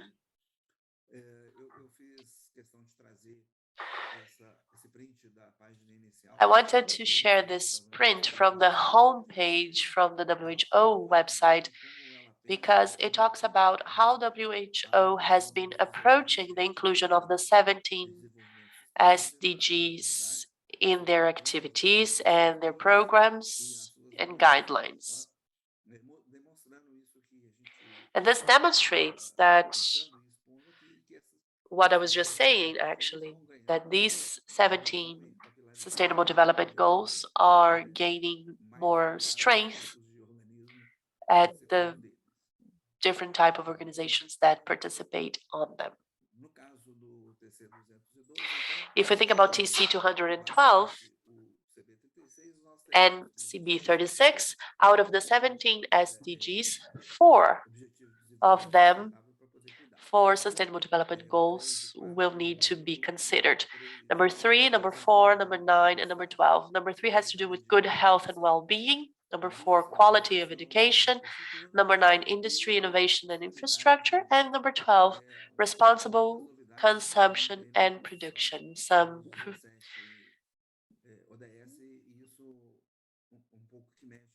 It's a little bit of what will affect the way we are organized in Brazil. CB 36 will follow exactly the same path from determined by TC 212.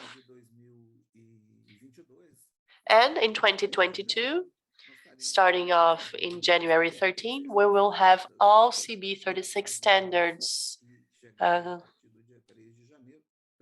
already classified, and the new standards will also be included to the SDGs, especially the 4 I previously mentioned, but there might be an addition of a new SDG. But as of January 3rd, we will already start identifying the standards and to which SDG they should be connected to. This is the work that we are doing now at CB36. We are following for all standards and for all working groups and working together with ISO, the work with at least 4 of those SDGs that I mentioned before.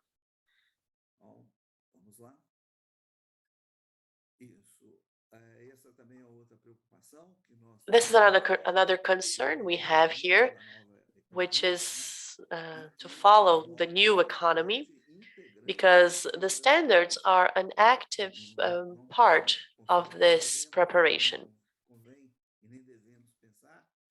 One shouldn't consider that this change caused by the Sustainable Development Goals will happen without international standards. Brazilian standards will need to follow the specificities of our reality, but if we think specifically about the health standards, it's very natural for them to have a international coverage.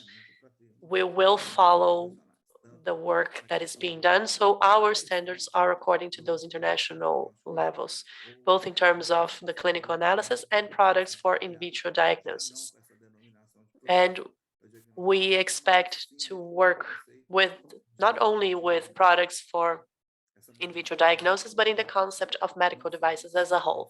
This is a very important shift, not because it's not only a terminology issue, but it has to do with positioning products for in vitro diagnosis in this new economy and placing them inside this category of medical devices. So this is my contact information. I'm available if you have any questions. And I hope to hear from you, and let's hope that in 2022 we can have more participation from companies in not only in the work done by CB36, but also in the work done by TC 212. I would like to thank the organizers once again for the invitation, and thank you for Stephen for guiding the discussions in this roundtable. Thank you, Tiburcio.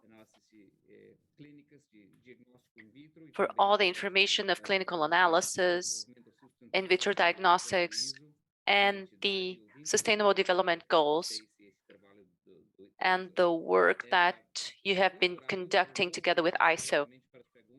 So I'm just going to move on to our Q&A session and would like to highlight that the content, the relation of the content of this table and what was mentioned regarding good regulatory practices. When governments and government bodies have a coherent good regulatory practices and conduct the regulatory impact analysis just like Anvisa does, then within that process of regulatory impact analysis, you have to consider the use of international standards. And that's where the important role of ABIMO and CB26 and CB36 have. So the participation of each stakeholder, both from the government and the private sector, helps a lot with that process of international regulatory convergence. So I have a first question from Bruno Gaudino. What are the main challenges so that we consolidate the same standards in different countries? So maybe Geoffrey could start answering and then afterwards Tiburcio. Excellent, thank you for the question. So the countries have autonomy regarding their standards. So we have ABNT in Brazil, and there's a bond to society, and that promotes an environment that it's very much democratic and transparent.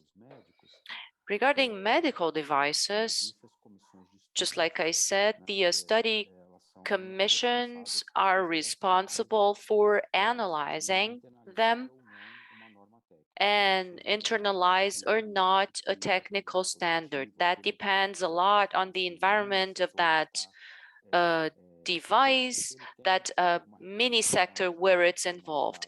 If it has already a formalized regulation by Anvisa or the other regulatory agency, if there's the need of an obligation of use of the standard through a certification process, that all has to be analyzed so that you can decide to follow an international standard or a locally established standard.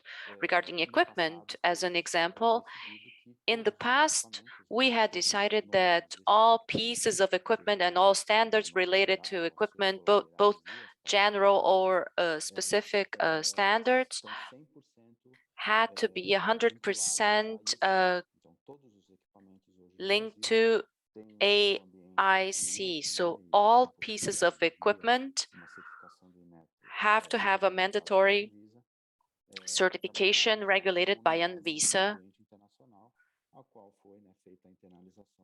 And so we've internalized the international standard, and ABNT calls that norm ABNT/AIC. There are some sectors that decided to use part international standards and part Brazilian standards. And the reason was that because ISO or IAC were not able to develop their texts for the implementation of an international standard. So there are several criteria that you have to meet because there are different countries that are represented. So this is really the challenge, to find a way to use that standard, either mandatory or how the society understands that, and then to have a structure to develop those standards within the country. I think that would be it, Stephen. Thank you, Geoffrey. And Tiburcio, what is your take on the challenges to consolidate the same standards in different countries? Participation would be my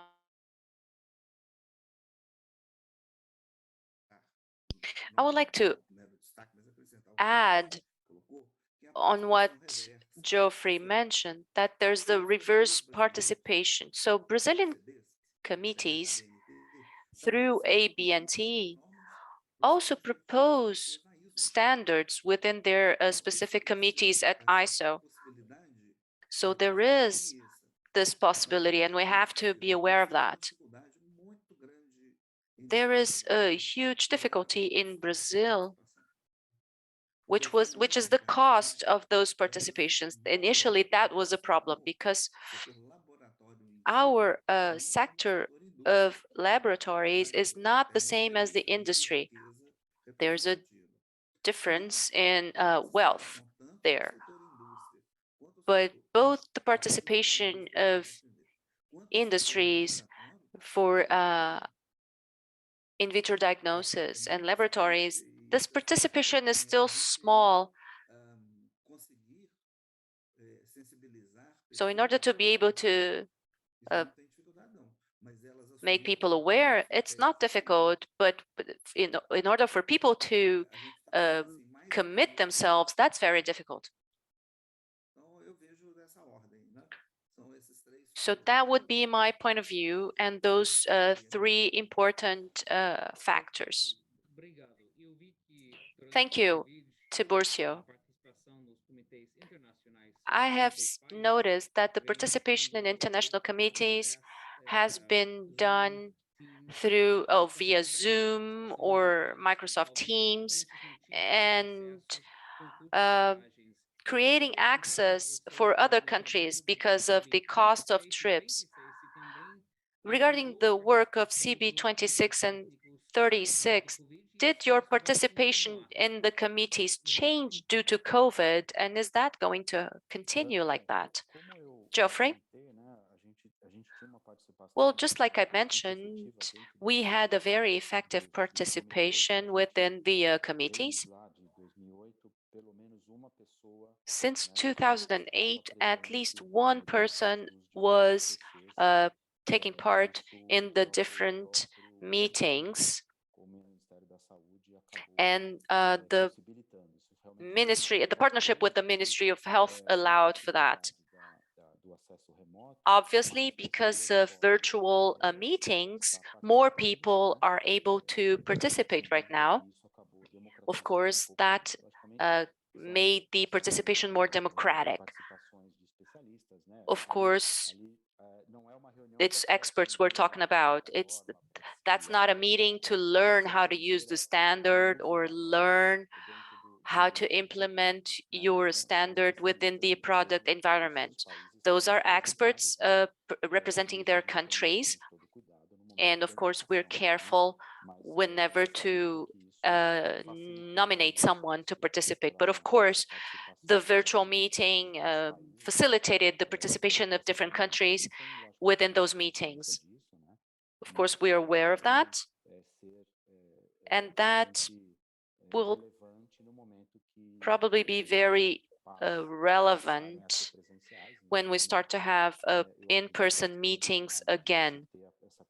I think that the possibility of virtual participation was very, very positive for all those people discussing standards. And regarding diagnostics, Tiburcio, is the experience the same for you? Yes, but a huge, enormous difference, really. Today, we are able to do things that were almost impossible in the past. I would like to mention two examples. We've conducted 2 national surveys to understand the reality of execution and quality of urine and parasite tests in Brazil. To have digital access, including those tools for virtual meetings, provided numbers that we had no idea. During the meeting regarding those tests, we've had 350 participants in each meeting. So we've seen things that, you know, people are able to participate and work, they're able to be present at meetings and also keep on doing their activities.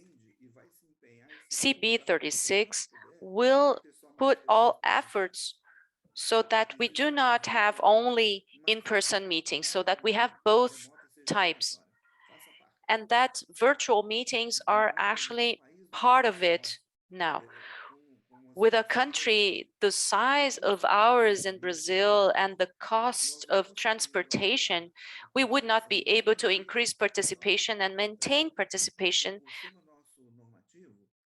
if it were not for virtual meetings. We have, on average, 6 meetings for national standards and around 4 meetings regarding national standards.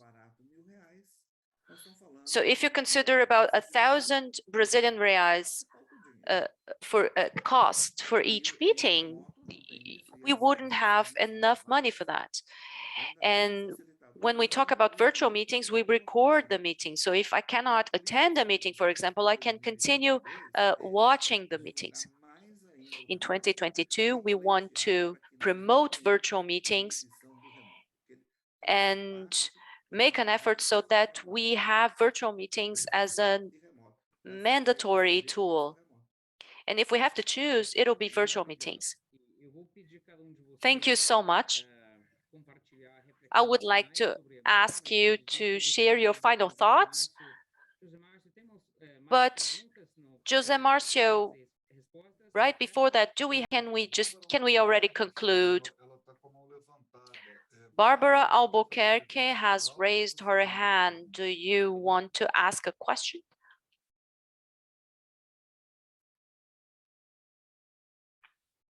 Bárbara? Barbara, are you there? Steven, vamos seguir. Pode encerrar. Okay, Stephen, let's move on then. Barbara, if you still have a question, please send your question through the chat box and we'll direct it to our speakers.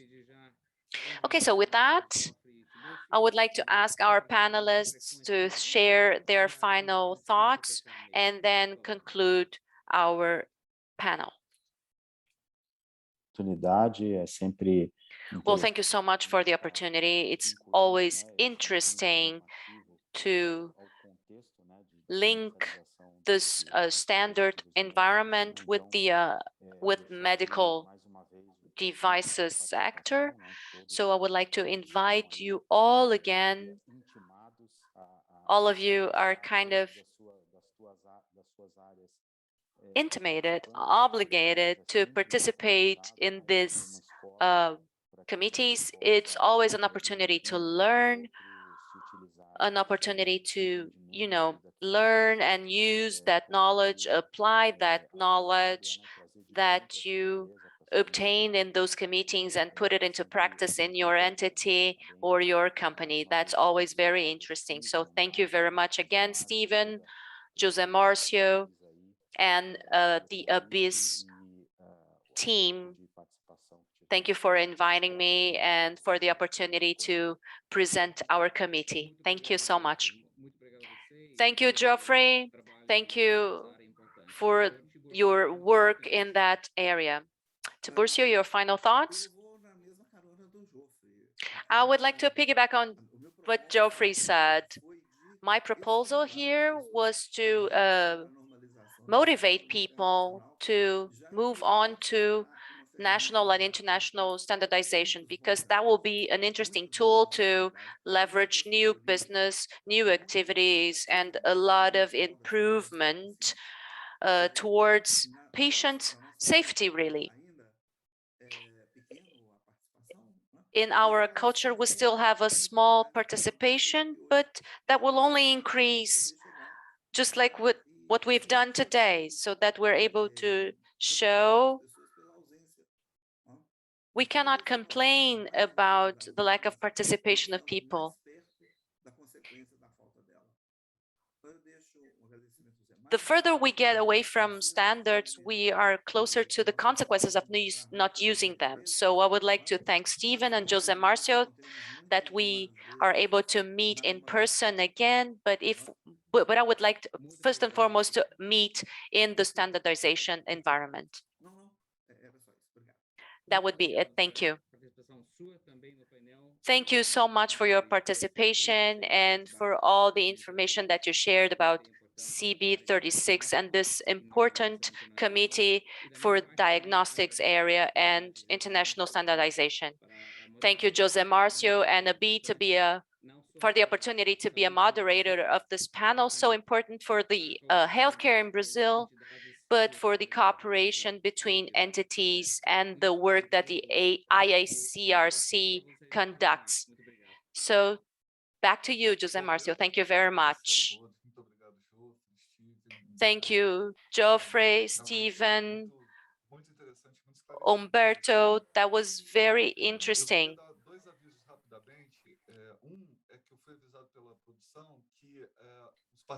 I would like to share that the organization team has informed me that the participants are not able to speak. So if you have any questions, just send your questions through our chat box. One other thing is that the presentations will be available at the ABIS website, so you do not have to send your email anymore. We will make the presentations available on our website. So now I would like to invite Danilo Marques, Anderson Pereira, Davison Silva, and Lenilton Duran. Danilo Marques will be our moderator, and they will talk about the implementation of good regulatory practices for technical regulation of medical devices in relation to conformity, compliance, and assessment. Welcome you all. Danilo, we cannot hear you. Can you hear me now? Perfect. Thank you, Jose Marcio, for the invitation. Can you hear me now? Good. Thank you.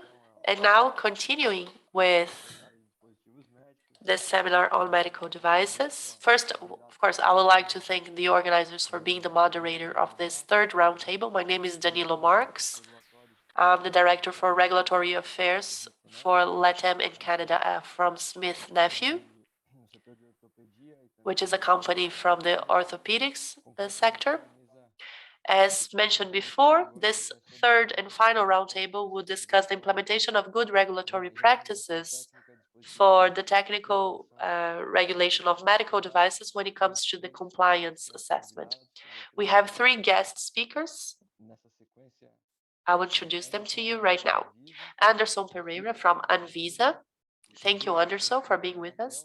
Davison Silva from Anatel, the Brazilian Agency for Telecommunications, and Lenilton Correa from Inmetro. At the end of all three presentations, there will be some time for questions and answers. So, Anderson, the floor is yours. Welcome. Good morning, Danilo. Good morning, everyone. And thank you, Jose Marcio, for the invitation. Congratulations on the 10th anniversary of ABIS. Time flew, 10 years have gone by, but I would like to also to greet Lenilton from Inmetro and Davison from Anatel.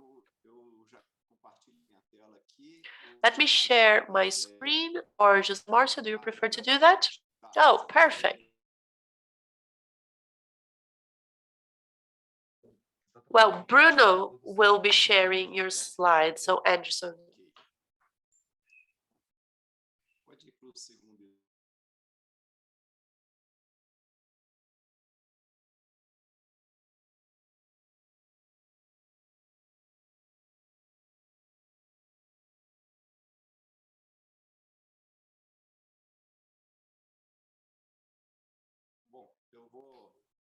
Well, before I start talking about the compliance assessment, just to give you a little bit of context, if you're not familiar with this structure, the General Office for Health Technology Products has a CP Pro, which is an assessment committee that works with devices, material, in vitro diagnosis, and orthopedic implants. We have the General Office for Technology and Equipment, which I'm part of. We have the General Office for In Vitro Diagnosis, and GEMAT, which is the General Office in charge of medical materials. And we have CMIOR, which is a coordinating group for orthopedic materials that are connected to GEMAT. Next slide, please. One thing that I like to highlight before I actually start the content of my presentation, I like to share a little bit about the health control that we have here and each step of this process, because each step is essential for the control that we do. For innovative products, we need to conduct a clinical trial with the Anvisa authorization. We need to go through all the necessary steps to prove efficacy. The company needs to have an authorization. We need a municipal license and an authorization from Anvisa. So it needs a technical and legal representative. It needs to follow the good manufacturing practices. Companies producing products from classes 3 and 4 need a certificate. And for companies that produces classes 1 and 2 products, they need to follow other standards. So it's basically valid for all types of companies. Today, we will talk about the technical regulation aspect of this process, where we have all the international standards for the system that do the assessment of compliance, which is an essential step for me, because this is when we truly test the product to assess the medical, technical, and medical safety, as well as the performance of the product. So this is an essential step. And after all this information is consolidated, we have the registration process. This registration is issued, and after that, we monitor through our technical surveillance efforts. This is the regulatory model that we use. Just to give you some context, Geoffrey already talked a little bit about this. We already have more than 70 standards that include several medical devices. Just to name a few, I like to say that this is not a work that is started recently. If you look at the historical legal frameworks, initially back in 1973, the Ministry of Development, Industry and Trade created CONMETRO and INMETRO. And around 1980, the same ministry created INMETRO to issue the certification of these products. At the time, we didn't talk about medical devices or the health industry. This was valid for all types of products, including toys, home appliances, tires, etc., all different types of products available in the market.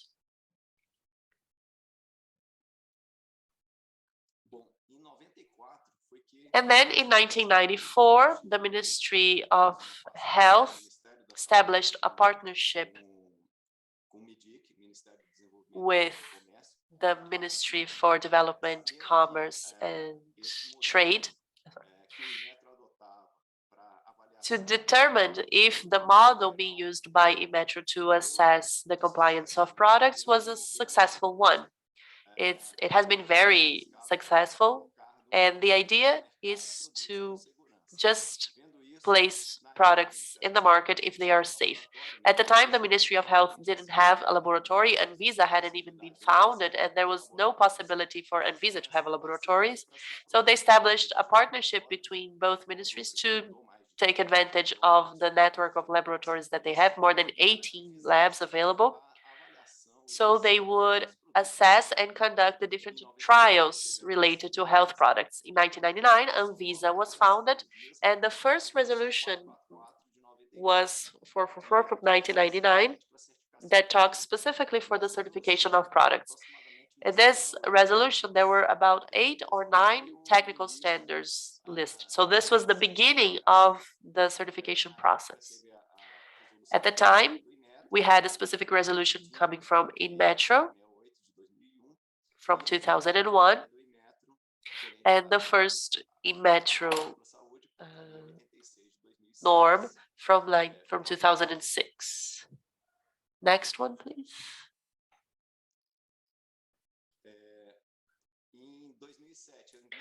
In 2007, Anvisa published Resolution 32, and together with that, another norm with a list of standards.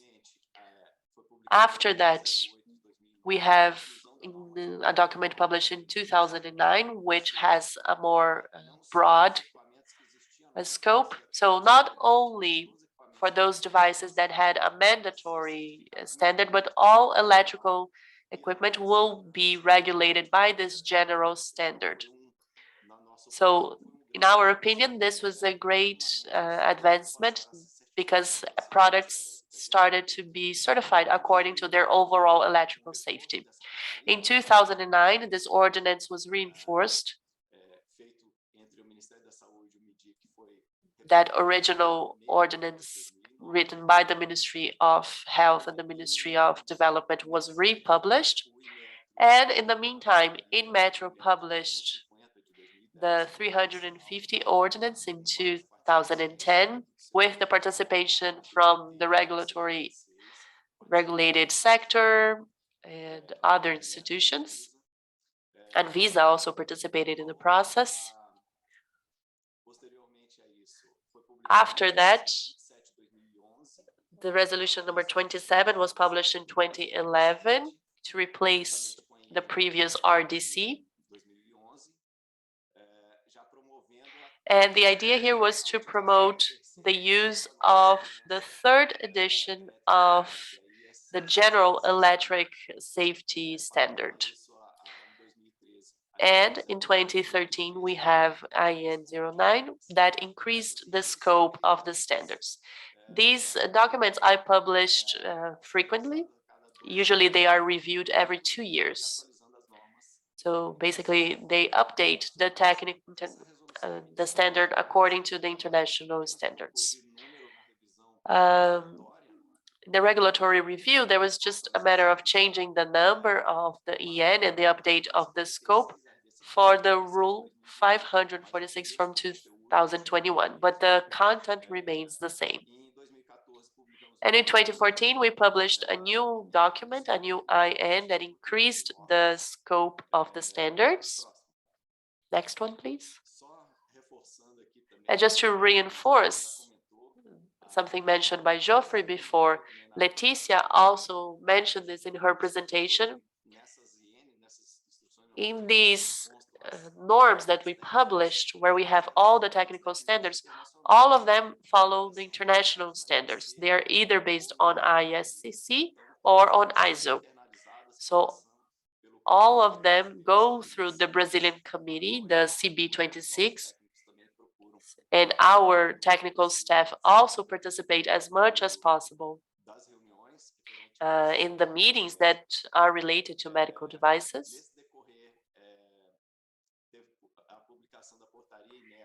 And in the meantime, InMetro published another ordinance in 2016.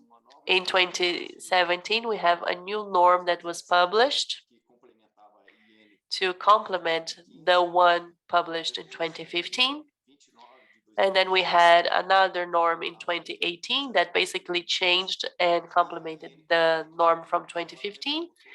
And the norm number 49 that basically revoked the previous one, improving the scope, and revoked IN 04 from 2015. Norm number 49 is currently being updated. In the end of my presentation, I will give you more detail on this work, what have already been done, what is still going to be done. But I would like to highlight that we always adopt the international standards to base the work to avoid these international barriers. So the certification model that we use, or the Brazilian system for the assessment of compliance, is a partnership between Anvisa, InMetro, and the Ministry of Health. And this system was essential for the evolution of the process. Today we have, 25 years of this model in place. InMetro is the part that executes the system. Basically, it certifies the labs that conduct the trials. And Anvisa has the role of making these international standards mandatory for the electromedical certification.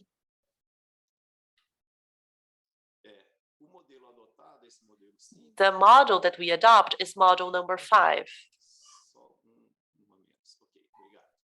Thank you. And here, manufacturers, they approach a certifying institution to get the certification. So then the manufacturer receives guidance on which lab is accredited to certify each type of products, and the medical devices are sent to the lab that conducts the trials. Once these reports are approved, they are sent to the certifying body, and the certifying body issues one certification with the logo from the OCP and with the InMetro logo, and that certificate states that the product has reached the minimal levels needed in all trials that are listed in the standards that belong in the norms published by Anvisa. With that, the manufacturers send Anvisa this certificate together with the remaining documentation. After that, we publish the registration of that product. And before, the certification had a 5-year expiration date. Today, the certificate is valid for a non-determined period of time. So as long as the product is being manufactured, the certificate is valid. This slide is just to reinforce that we have a new RDC to replace the previous norm 27. This is the most updated document we have. And Ordinance 54 from 2016 by InMetro was updated and published as a new ordinance, Ordinance 384/2020, that basically updated the previous document, addressing several national and international issues, which was an evolution for the industry as a whole. And I'll tell you more about that in the coming slides. I'll talk about the main changes. In December 2020, this new ordinance was published. So we are in the early steps. So for 7 months, this ordinance has been in place, and in July 2021, it becomes mandatory. Before, in the previous model, at every 5 years, products needed to be tested again in the labs. Now, this system is different. This certificate is valid for a non-specific period of time, but every time there's an update in the norms or a change in the project that requires a new trial, or even if there is no need to test the full scope of the norm, the laboratory and the OCP verifies that we need to conduct a trial for 3 or 4 clauses that are specific to that norm. We conduct such trials on that product. And then we issue a review on the compliance certificate that we have, updating that certificate in accordance to the new norm. So pretty much this certification needs to be valid with the goal of keeping products in compliance with the most recent norms that Anvisa has published, which is a norm number 49. In the beginning of the certification process, we need one specific trial. We send the product to the labs to verify all the different norms. And if there has been any change regarding an international product, that before we needed these trial reports to be at least a maximum of 2 years and a maximum 4 years for larger equipments.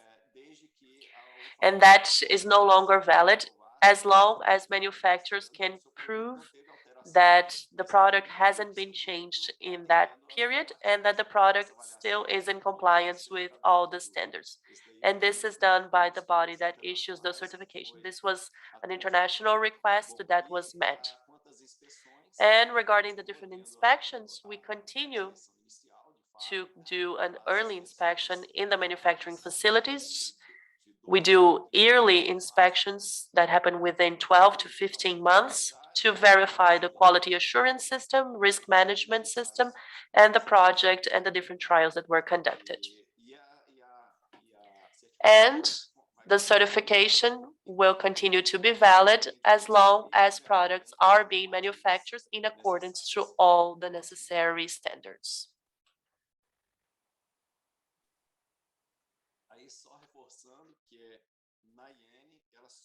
So this is just to highlight that the IN only contains the norms based on AIC, IEC 601, so specific to each product.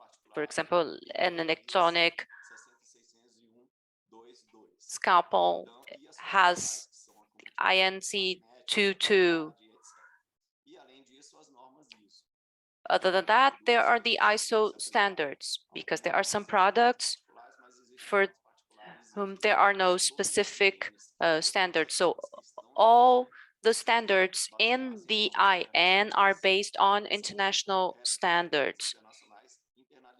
They are replica of international standards internalized by the CB26 committee.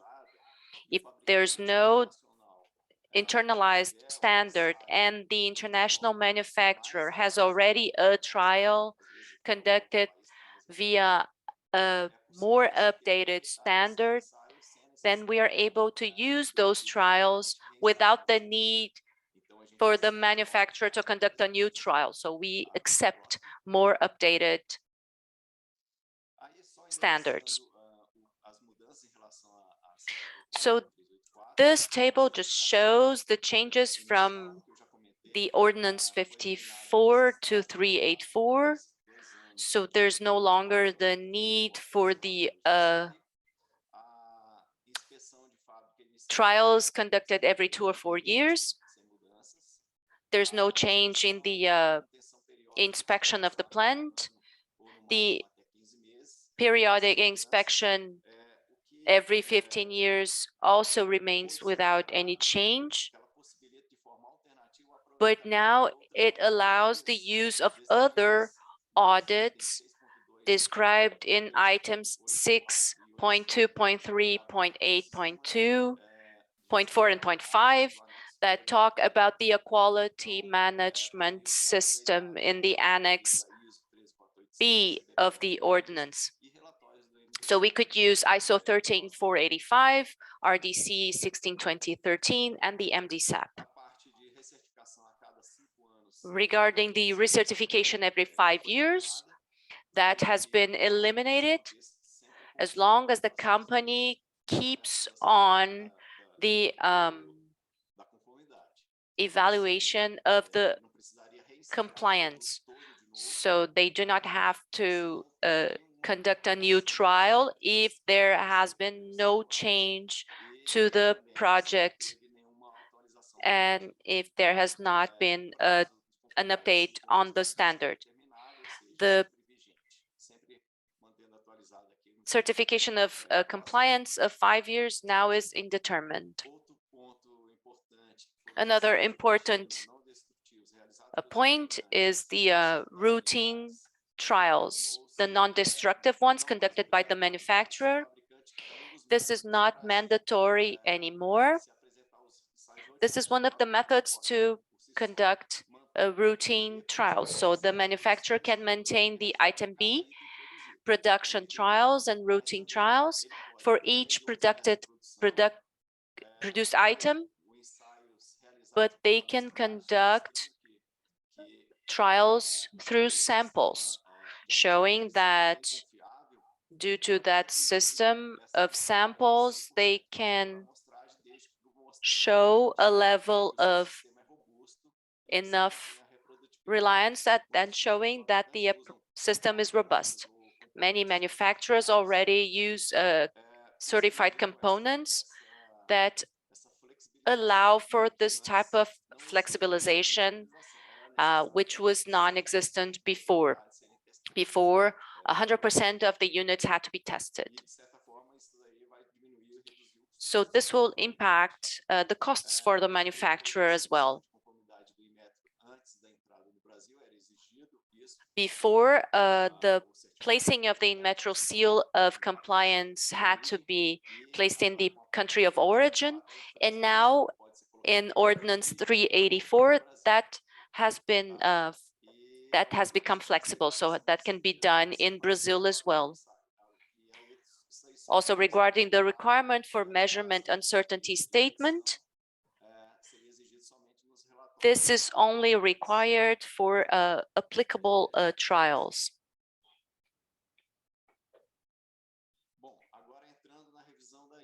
Okay, so now moving on to the review of IN 49. The IN 49 had a periodic updates.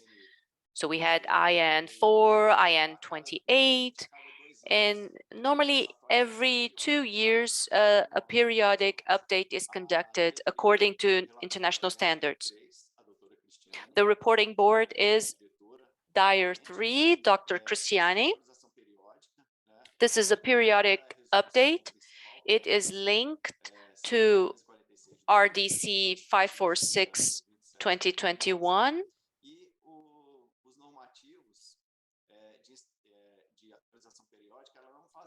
And these norms are not part of the regulatory agenda 2021-23 because they have frequent reviews that are independent from the strategic planning in force at Anvisa. It also does not need a regulatory impact analysis according to the law that maintains convergence to international standards. So we've gathered all the standards that were updated by ABNT, which laboratories already had the capacity for trials. We've consulted the accredited laboratories accredited by InMetro to conduct those reviews. We've also consulted OCPs accredited to InMetro, and we've also consulted associations of the sector like ABIMO, ABIMED, and ABRIDE regarding the update possibilities. So this standardization has not a lot of new things. It has some updates on amendments and standards that aim to correct or complement some information that was not very clear. And one other, for example, like regarding the pulmonary ventilator, we will include ISO 8601. So this was based on the previous standard and has not a lot of changes. So we have already 2 laboratories accredited. And of course, this is not going to be mandatory once upon a publication. So it should be published in December 2021, and we will give some time, a reasonable period of time in order for it to become mandatory. So regarding the pulmonary ventilator, we already have 2 accredited laboratories in Brazil. So the standard has not a lot of changes. And then we have normally 2 years of deadline, sometimes more. So the deadline would be basically December 2023. So we've consulted laboratories, associations, and so on. We will conduct that whenever reviewing a standard, so that this implementation is more easy to be conducted. Regarding other standards for auditory equipment, for example, we were close to the mandatory requirement, and we had only one laboratory that was credited, and there was a line. So with that, we had to postpone the deadline. And so we are always open and aware of that need to flexibilize the deadlines. So the draft for the standard is already done. We excluded one of the standards as a requirement of an association, and we have updated everything else. So now the IN 49 is being sent to the board, and probably it will be approved in December 2023. And I think I'm over time, but I think we're done.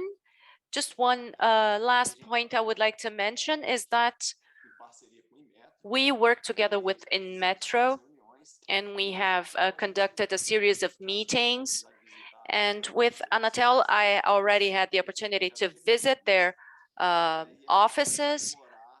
And so we are studying the possibility to use, whenever trials on electrical safety are being conducted, to see the points in common within Anatel, and check the standard points that are in common between Anatel and Anvisa, so that we are able to use those trials and do not have to, have trials conducted twice. So we're talking about that, and we'll ask associations to contribute to that theme as well. Thank you so much.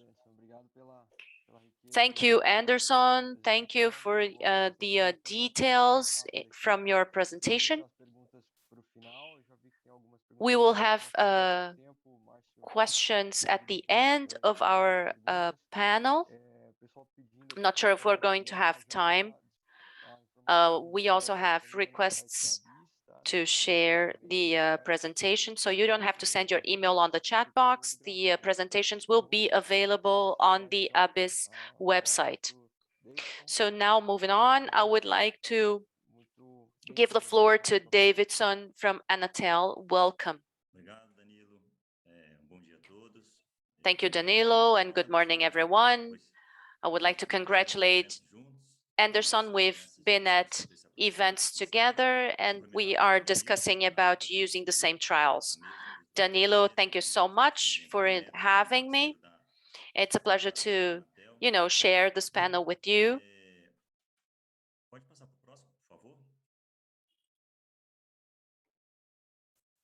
So moving on to the first slide.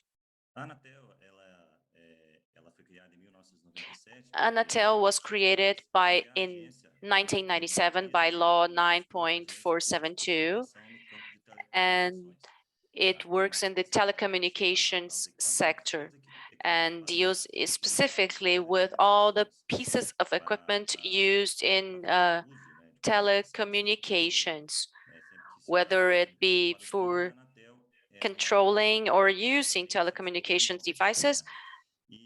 That's where Anatel works on. So we have the radio frequency certification of products and specific standards that guarantee the quality of these pieces of equipment. Since it's a very specific sector, telecommunications, the compatibility of specification of pieces of equipment and the technical characteristics to its own decision making. So the law also prohibits the use of radio frequency equipment without a certification expedited or accepted by Anatel. So Anatel works both on equipment focused on telecommunications, so antennas, telephones, modems, but also medical equipment. And why is that important? In the telecommunications sector, we normally say that it's a different sector from the others because it's not normally not a harmonized sector. Today, the International Telecommunications Association divides the world in three main regions regarding the radio electric frequency and spectrum. And within those regions, you have different parameters. Also within the regions as well. So sometimes within a sector,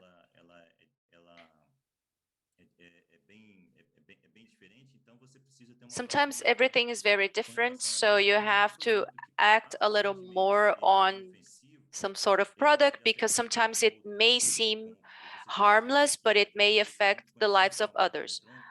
I'm going to talk about the electronic device to monitor the babies. And that equipment uses a cell phone frequency. So whenever you have a baby monitor, you can sometimes knock down the communication of other devices. So then you can, affect communications of ambulances, and you can cause a lot of harm with a simple activity. So that's why Anatel has to have this broad view and has to pay attention to that, because you have sometimes issues that are important to be observed, and sometimes you do not have a standard. And then within our regulatory framework from the agency, since we work with telecommunications, it's a technology field and it changes a lot. Anatel uses a model, a specific regulatory model. And I believe it is a little bit different from the one adopted by Inmetro and Anvisa, because we do not establish resolutions or ordinances or technical ordinances that are approved by the agency. Our process is much more simple. We do a direct approval from the technical area, depending on the requirements of each product.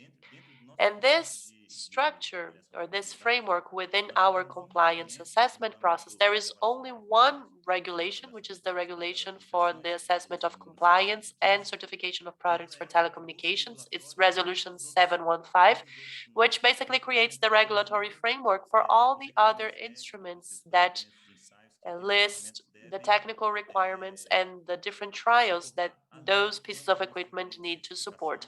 And it also establishes how our certifying bodies and laboratories should work.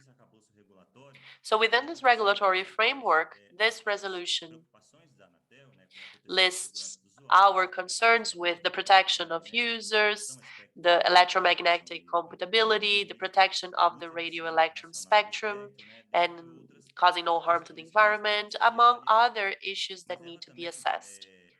But this regulation also brings this concept of simplifying the process within its core. So this is a concept that we have adopted since 2001.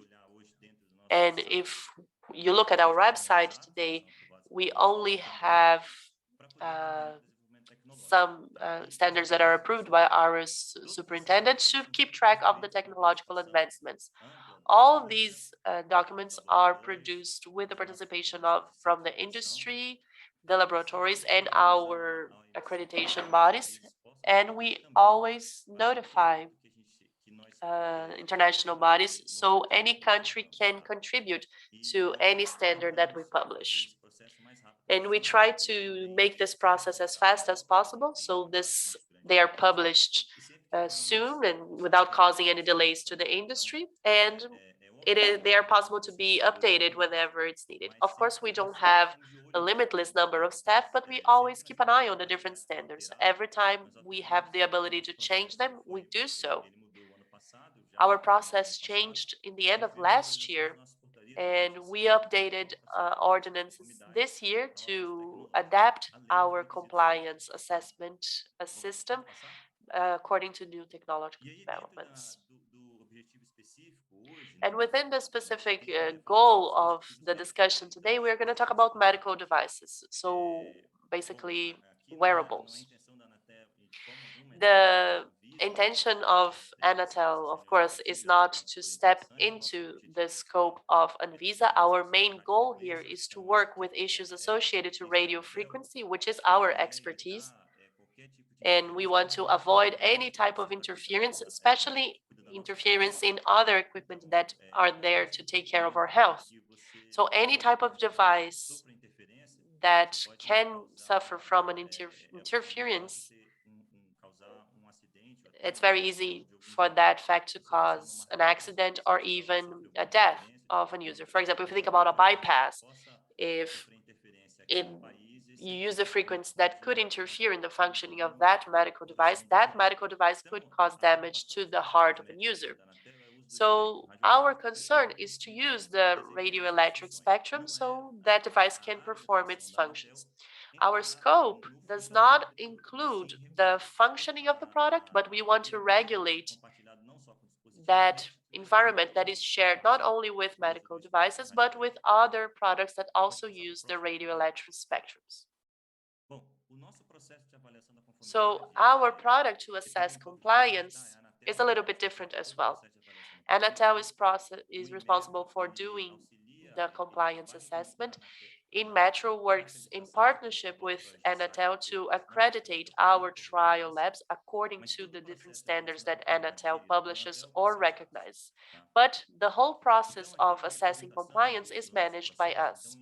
This is a representation of our process. Basically, the process starts with an accredited body, and this accreditation body helps manufacturers in all steps of the process. They help identify all the standards that would apply, the necessary trials, they follow the manufacturing of the process, and they also inspect the manufacturing facilities when there is a need to do so. And Anatel receives this documentation from the accreditation body together with other documents that are required by legislation and other specific documents related to different regulatory agencies. And we do a certification process. Basically, we provide a seal demonstrating that the work that was done by the accredited body and the documentation presented by the manufacturer is in compliance with our requirements. And after that, that product can be sold. And that includes, of course, medical devices.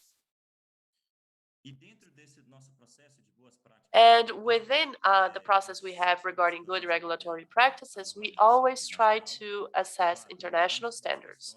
Of course, we always take into account our own characteristics regarding radio frequency. Anatel just participated on the bid for 5G. We believe that the medical field will benefit from this new technology.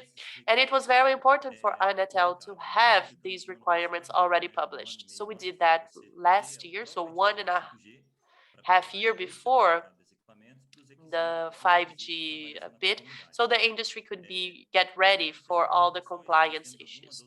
For telecommunications, we have some other entities because ISO defines processes and methodologies, and there are other technical requirements. I'm with focus on telecommunication here with electromagnetic compatibility, electronic safety. But when we think about radio frequency, we have to include other international bodies like OET. And more specifically, talking about the mobile system, we have to talk about 3GPP. But of course, even if you consider that the mobile system is broadly used, there are different frequency bands that are used in other countries that cannot be used in Brazil and vice versa. And This difference demands us to assess compliance, and we cannot accept, for example, an accreditation from abroad. There are some issues that do not allow us to directly introduce a product in the Brazilian market without this technical assessment. This is just one example,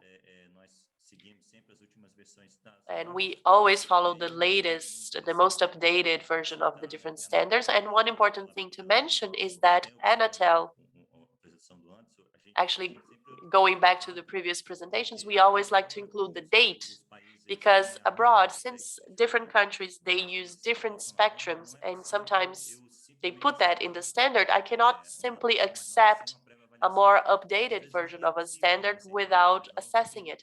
And sometimes we cannot even accept new standards because they use a frequency of the spectrum that is not allowed in Brazil. So especially for radioelectric spectrum, we need to use the dates or specific dates so we don't run the risk of bringing products to the country that use a portion of the radioelectric spectrum that are not allowed.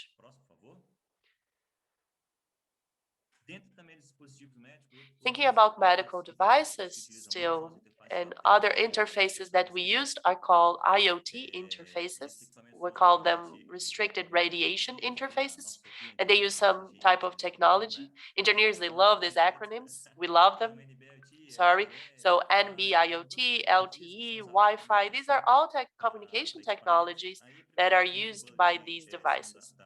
And first we have the types of equipment that use the mobile phone system that follow the 3GPP requirements I mentioned before, and Wi-Fi, Sigfox, and LoRa, they use other international references, and we call them equipment with restrict radiation. And within this group of restricted radiation equipment, they have a specific standard for that, 14448, which is really well known. These are the requirements for equipments for the short range devices, or SRDs. And these pieces of equipment are very common to have at home, like our Wi-Fi modem, which is one type of this modem, or a cordless phone. And there's a specific use, some medical device, they use a range between 401 and 405.9 megahertz, that for other telecom applications, it's not allowed, but this range is exclusive for medical devices. Next slide, please. Now coming to the end of my presentation. In summary, what does Anatel assess? Like I said, we look at the radioelectric spectrum. We assess issues associated to the different range of frequency, the power of transmission, the width of the band, stability of frequency, and different emissions. We just want to assess if that piece of equipment is not causing interference and functioning as it was designed to. So that's all I had to say. I tried to stay within the time I was assigned so we could have some moment to answer questions in the end, and I'm available if you have any questions for me. Thank you, Davison. It was very interesting to hear your take on this. Thank you for your presentation. We have received many questions via chat, questions to you, questions about Anatel. So once again, I will do just a quick transition to our next speaker. So maybe in the end, we have some time for Q&A. Thank you for your presentation. And now I would like to invite our final speaker from this roundtable. Talking on behalf of InMetro, we have Mr. Lenilton Correa. Lenilton, the floor is yours. Good morning, dear colleagues. Before I actually continue, I have a classic question, because I'm not sure if you can see me or hear me. It's working perfect. So once again, good morning, everyone. Thank you, Danilo. Thank you for mediating this discussion. Thank you, for inviting me, and I would like to congratulate Abyss on the 10th anniversary, and to greet my colleagues, Anderson, a great partner we have, and Davison. It has been a great pleasure to get to know you, because the work you do at Anatel is really top notch. So to conclude this presentation round of this panel session, all the previous presentations, they have covered the topics I'm going to say. I'd like to thank Anderson, actually, because he talked a lot about Ordinance 3.4, and I'll give you a little bit of a different context so I don't repeat what he has said. And actually, the previous speakers, Geoffrey from CB26, he also touched on some points from my presentation. So now in Metro, I can contribute to this discussion, because so to give you a little bit on what we think in terms of advancements and perspectives for regulations in this medical device sector, a sector that has gained a lot of visibility because of the past few years, both Brazil and the world. But before we talk about the work we do here to assess compliance, I know Imetro is really well known by our seal and the compliance work we do, but we do much more than that. So this first slide is just to share a little bit of that. We are a national institute, and we have a specific area that works specifically with life sciences, so a strong connection with the topic of today. And we also regulate the methodology that is used for that. For conformity assessment, we play a leading role related to the safety of products and the regulation of that area. We are also the national certified accreditation body, as mentioned by several colleagues, when it comes to the accreditation of the different laboratories. And we also play a role in being the focal point for all the technical barriers. Now, talking about the work that we do here to assess conformity, I'd like to highlight that basically we play two roles to support the production sector. We do the technical regulation of products, raw materials, and services. So we have a directory that focuses on that. And besides on that, we support assessment of conformity issues for other areas, as mentioned by Davison and Anderson. Just to shed some light on this, every time you think about an object that is 100% in agreement to what Inmetro makes, one example of that is toys.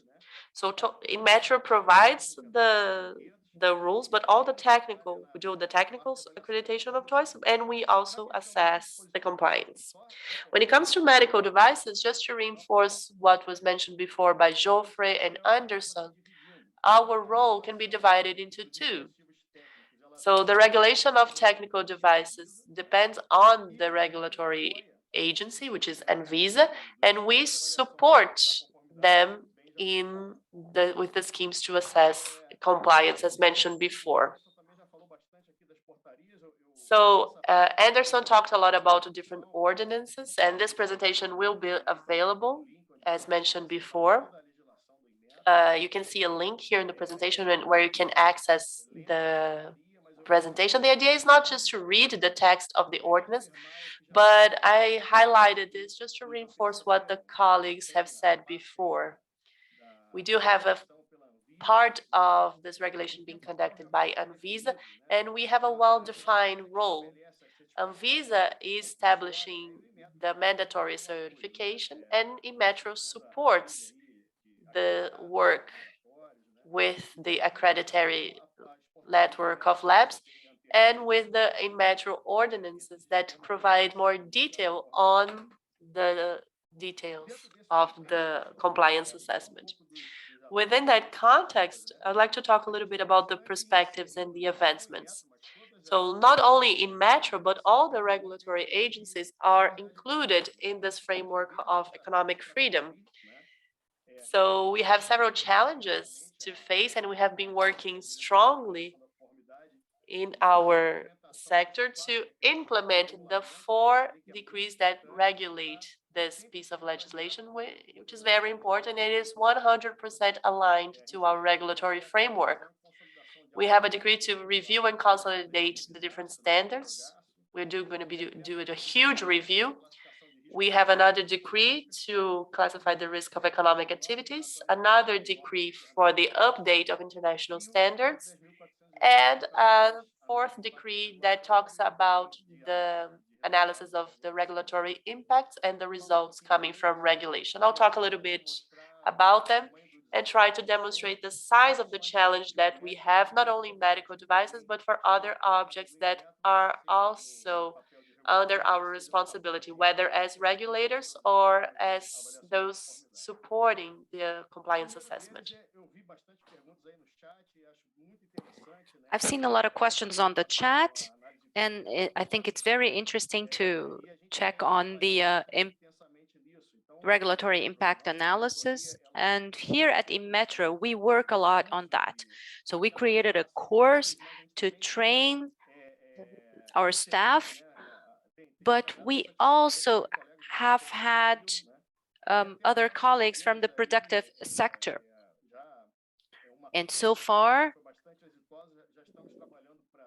we have worked with one team, and we're working on our 2nd course. And it's very important to receive the input from our colleagues as well. One other thing is to simplify the rules. So at our website, we see this reality. Before we had 778 standards, and we want to simplify it by 60%. We want that reduction to be significant by about 70%, as we state on our slide, and also the classification of risk of the economic activities. So we classify the risk by 1, 2, and 3, like low, moderate, and high. And we have learned a lot with that. And the result that we have is that from the 98 standards at Inmetro, 11 are low risk. We have clearance of all obligations, so the license of importing and everything. 25 have moderate risk, and then most of them are category 3 of risk. And so we pay a lot of attention to those activities, so that Inmetro conducts the risk assessment with responsibility, paying attention to the economic activity, but also analyzing this classification so that it is done with criteria. Lenilton, sorry to interrupt. I'm not sure if I have your correct slide on the screen. Are you seeing our presentation? Is that correct? I'm actually on the next slide. Can you move on to the next slide? Is that it? Risk classification? That's correct. Thank you. Let me see if I can change that. Well, I'm changing your slides, so you just let me know. Oh, right. So you are conducting it. Okay, so moving on to the next slide. There you go.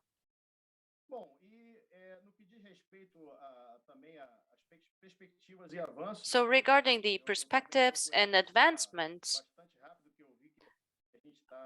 I noticed that we are a little bit over time, so we can just move on to our next slide, because we're still talking about risk classifications. Okay, perfect.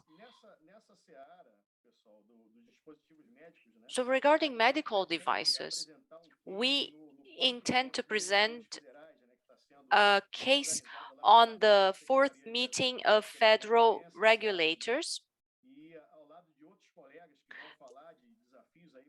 The meeting is promoted by the Secretary of Competitiveness, and we want to present our studies and in Metro. So Rosie is going to conduct that presentation, and we have great expectations towards that meeting. We are conducting this project together with a German agency that has helped us a lot. And we would like to reach, I'm not sure if you can see very well because the letters are small, but this is regarding the management of the regulatory stock. So we are worried about the technical regulation by Inmetro. So we have standards by ISO, ABNT, and AIC. And with that panel, with that management, we aim at more transparency in our processes. Here on the corner in red, you can already see that this is a prototype of our system. We're working with the consulting agency that works with agile methodology. So we already have this first version. And on the next slide, you can see the technical regulation regarding Ordinance 384, which is connected to the standards. So all metadata of standards, all of that is being conducted with ABNT. We have the support by the president and other colleagues. And without their support, it wouldn't be able to conduct this. So with that perspective, we want to provide more transparency to the sector, to help colleagues so that in the end, at the end of the day, we're able to provide a better service to society. So this is our mission at Inmetro. And you can also see our email. So if you would like to, send questions, we are totally available to reply and get into conversations with you. And that would be it. Thank you. Thank you, Lenilton, and congratulations on your presentation. We are a little bit over time, but I have the okay from our production team to move on to our Q&A session. So I'm going to start with the first one.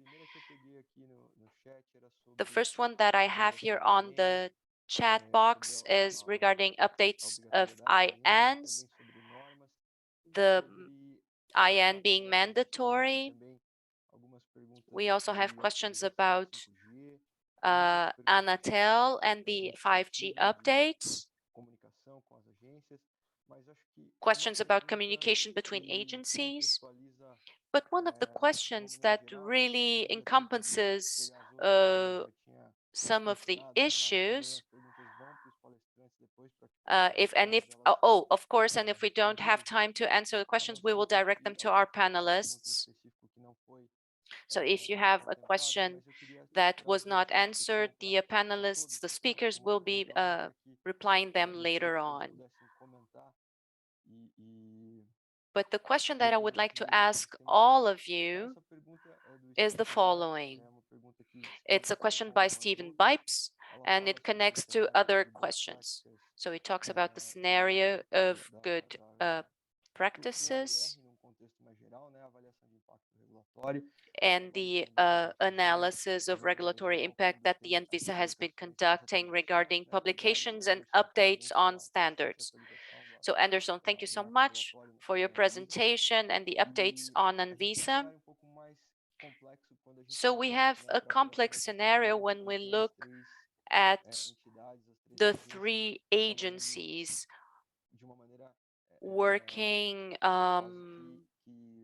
almost in a, I wouldn't say completely connected because they are separated, But whenever a standard is updated or an ordinance is updated, that has an impact and creates a complex scenario, and everything's kind of interconnected.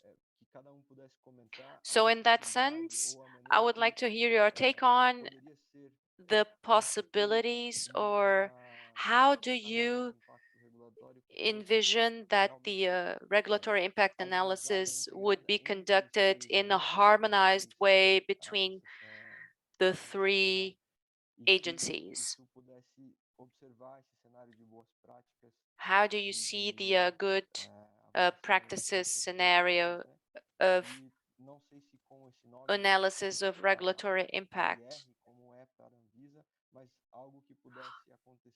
I'm not sure if that regulatory impact analysis conducted by Anvisa might be conducted at the same time with in Metro or Anatel,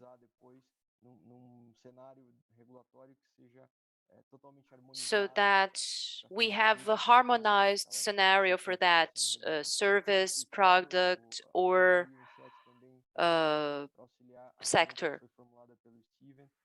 I'm not sure if I was clear. Stephen Bibe's question is on our chat box. So how are we able to harmonize that regulatory framework? So Anderson, you have the floor.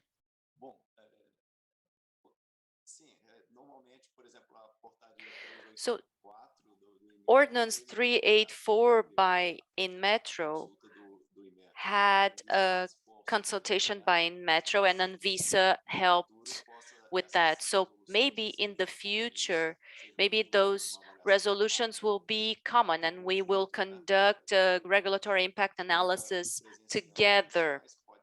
We have never seen that, but it's possible because we could, have Anvisa, InMetro, and Anatel working together so that we do not have an overlapping of trials.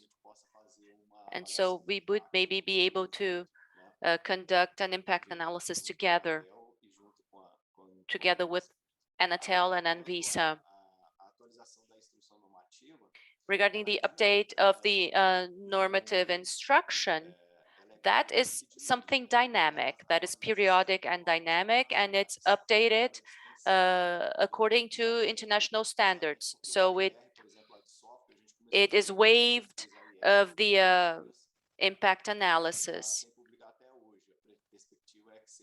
So the perspective is to publish that in the first quarter of 2022. It's a lengthy stage, it's important, but with that update of the IN, which updates the technical standards according to international standards, it is probably going to be waived of the impact analysis by the federal government.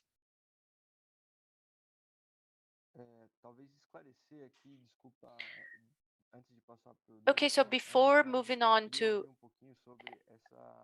Davison, I would like to hear a little bit more about the IN 384. What was the impact or the participation of Anvisa? I'm not sure if that was clear. Okay, so again, so we helped to elaborate the standard. 384 did not have the impact analysis yet, but there was a public survey conducted. But at the time, the impact analysis was not conducted, and InMetro is asking for the impact analysis right now. Thank you so much, Anderson. Davison, the floor is yours. Thank you, Danilo. So going back to working together, there is something that regarding equipment, devices that have radio frequency, sometimes they overlap with Anatel. Anderson and I talked a little bit about that in order to build a technical standard together regarding the Anatel certification, but we have still to evolve in that conversation to conduct a single process. You know, Danilo, some things in telecommunications work at a different pace. So regarding technology, some things are very fast. And Anatel updates the radio frequency issues that will not probably impact the medical device sector. So maybe the industry may not have to wait for something to be updated. So we have to work together to reduce the overlapping of trials, for example, but some of the things will still be separate because they do not affect each other. They do not affect the end product, which is Anvisa's concern regarding those trials. Perfect, Davidson. So the idea is to evaluate and check in which scenarios that impact analysis relevant. Lenilton now would like to hear your considerations. Perfect. Anderson said it well. We truly concluded these studies to perfect the processes before the decree made it mandatory, because now it is mandatory to do these IRs, and we were able to have these discussions before. Actually, we were pretty advanced in this discussion, and I just would like to reinforce that we do have a very strong participation from the industry. So I would like to congratulate all our colleagues from the production sector who are with us today. And Anvisa as well. Like I said, Anderson is a great partner of ours. So we do have the active participation of Anvisa on these public surveys. But if I have understood Stephen's questions correctly about this joint effort, I believe it is interesting to have that conversation. And this interaction that already takes place between Anderson and Davison was very interesting to me. The idea to identify if there any type of duplicated work, because that's the purpose of IA, to ask what is the problem that we want to solve. And based on different criteria, we then verify if we do have any obligation that is being imposed to the industry or to society that shouldn't be there. So I see this as a very healthy movement. And I would like to reinforce that here and in Metro, we are available to have these conversations and find the best solutions. Thank you. Perfect, Daniel. So I think this is exactly what we are talking about. Now we have the possibility to conduct this type of assessment and to have transparency in the communication. We are running out of time, but so the purpose here is not to talk about the details of this process, but just to discuss the possibility of doing that so the agencies can assess all the standards in the best possible way so we do have a healthy and competitive environment. Once again, I would like to thank all three speakers for their time, for their presentations, for the level of content you have presented. I apologize to everyone who have sent a question and didn't get an answer. And now I'll pass the floor back to José Marcio and use this opportunity to thank you, José Marcio, for inviting me to be here. Do you have any other final comments, or should we end this roundtable here?